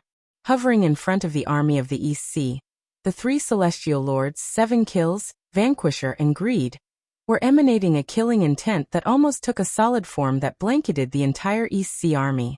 The soldiers of the East Sea struggled to resist the onslaught of this killing intent. Their wits were like candles in a storm that could be extinguished at any time. Staring fixedly at 7 Kills, Wu Qi cried out, "What a strong fist! Let's attack together." Aobiazan and the others could not hold back their anger any longer. Upon hearing this, they all brandished their weapons and charged forward. Amidst their mocking laughter, Wu Qi opened his mouth and spat out the blood centipede sword, which thrust toward Vanquisher in a beam of blood-red light. But Wu Qi's order was a step too late. 7 Kills let out a long cry and cried out, "Kill!" He glanced at Princess Zhonglu, and the Princess Zhonglu nodded knowingly. She rubbed her hands together, and specks of light shot out of her fingertips. An earth vein beneath the East Sea army was activated, and a purple mist shaped like a dragon soared into the sky, enveloping the entire East Sea fleet in its mouth. Just when Vanquisher was about to be killed by Wu Qi, Greed, who was standing next to him, let out a long roar and threw a heavy punch at the ridge of the sword. The force of the punch was extremely appalling, making the sword wail as it transformed into a stream of light and flew back to Wuxi's side. More than 70% of the East Sea soldiers, who were about to strike their shields with their weapons, heard 7 kills shout. Thunderous booms rang out from their chests as these soldiers coughed up blood at the same time. Large amounts of internal organs and pieces of flesh spurted out of their mouths along with their roars. High in the sky, the Alcade star emitted a dazzling light. The star, which was usually only the size of a bean, became several times bigger than the sun today. A stream of silver light whizzed down from the Alcade star and poured straight into the body of the Alcade star lord. Waves of silver waves spread out from Vanquisher's body. The ground was shaking, and countless bottomless cracks, stretching for tens of thousands of miles, appeared on the ground. No one knew who took the lead, but gradually, the East Sea soldiers began stamping their feet in unison. They raised the shields in their left hands and struck the shields with the weapons in their right hands, causing deafening rumbles. Kill, kill, kill. All the soldiers were shouting in unison. A strong intent of killing gradually brewed in the battle formation of the East Sea, turning into a blood-red aura that suffused the sky above the battlefield. The roar almost wiped out Wuxi's East Sea army. Wuxia and the commanders of the East Sea were shocked. Was this the power of the celestial lords of the celestial court? They represented the 3 ancient stars, 7 kills, Vanquisher and Greed, and were in charge of wars and killing in the human world. Their special abilities were so terrifying. This was the terrifying power of the celestial lords of the celestial court. Their powers were not cultivated by themselves, but directly inherited from their spirit stars. Vanquisher cried out in a deep voice. Even a grain of rice can shine brilliantly, let alone an innate spirit artifact. The stronger the killing intent emanated from the East Sea soldiers, the more killing intent their spirit stars would absorb, and the faster their overall strength would grow. The louder the shouts of kill, kill, kill. These soldiers of the East Sea were cheering for the celestial lords.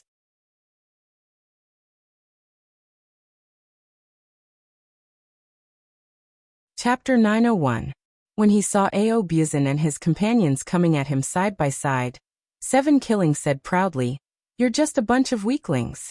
By the time he finished, Audiobook, Lord Xiansheng Yuanqing Xiangyu, and Hu Hai had been knocked flying backward by him.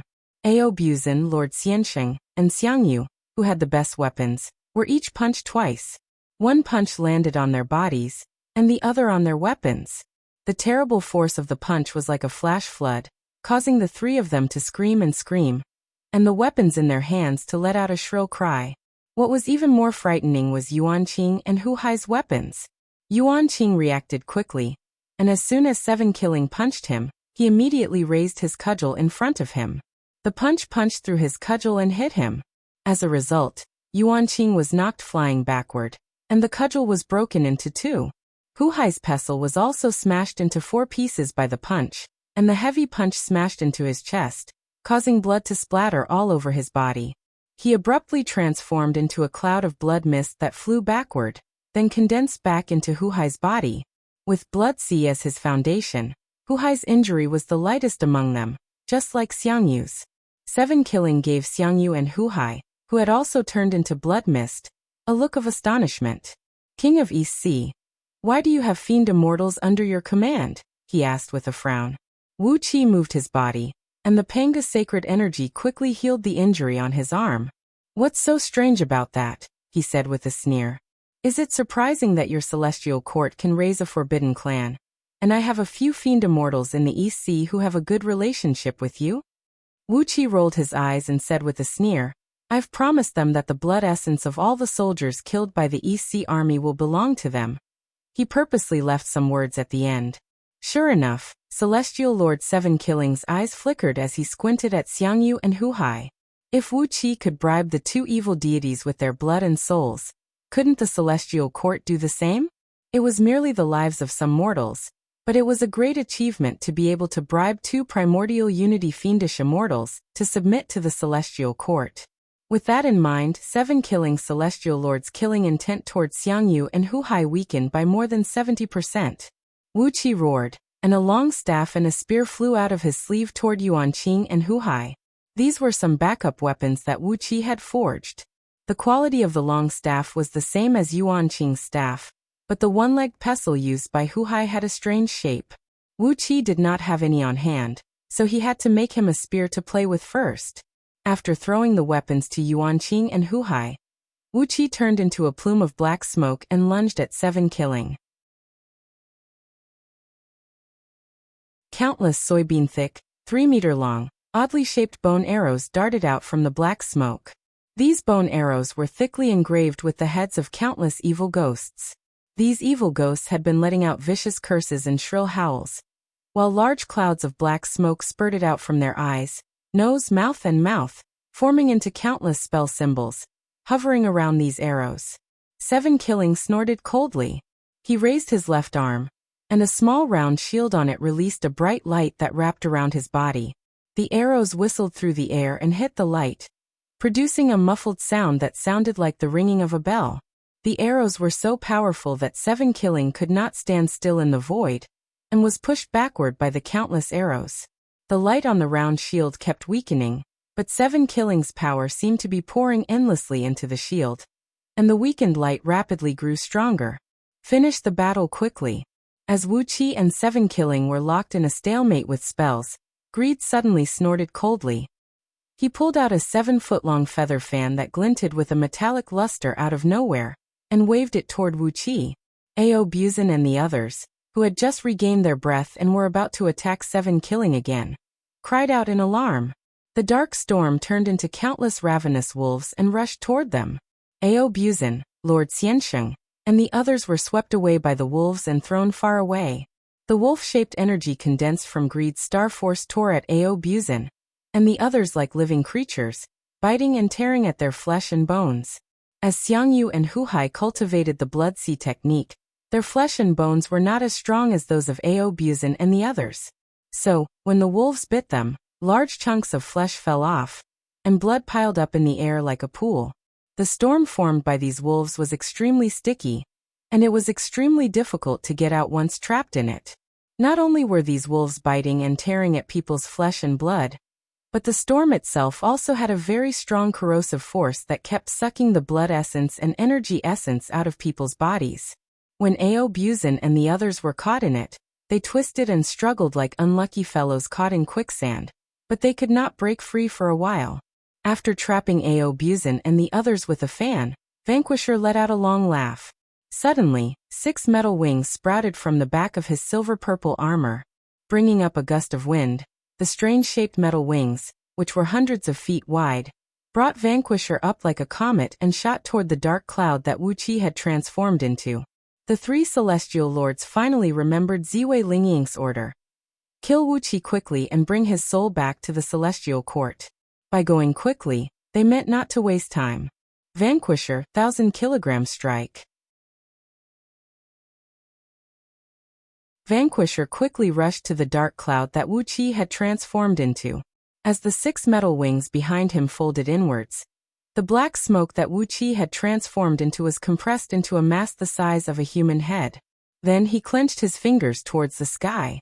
The star power of Vanquisher generated a waterfall-like noise and quickly condensed into a 9 meters long saber in Vanquisher's hands. Exhaling deeply, Vanquisher gripped the hilt of the saber and swung it down at the compressed dark cloud. A deafening clang rang out as Vanquisher's huge blade was knocked slightly off course by a beam of light that came shooting at him from the side, brushing past the black mist and slashing down.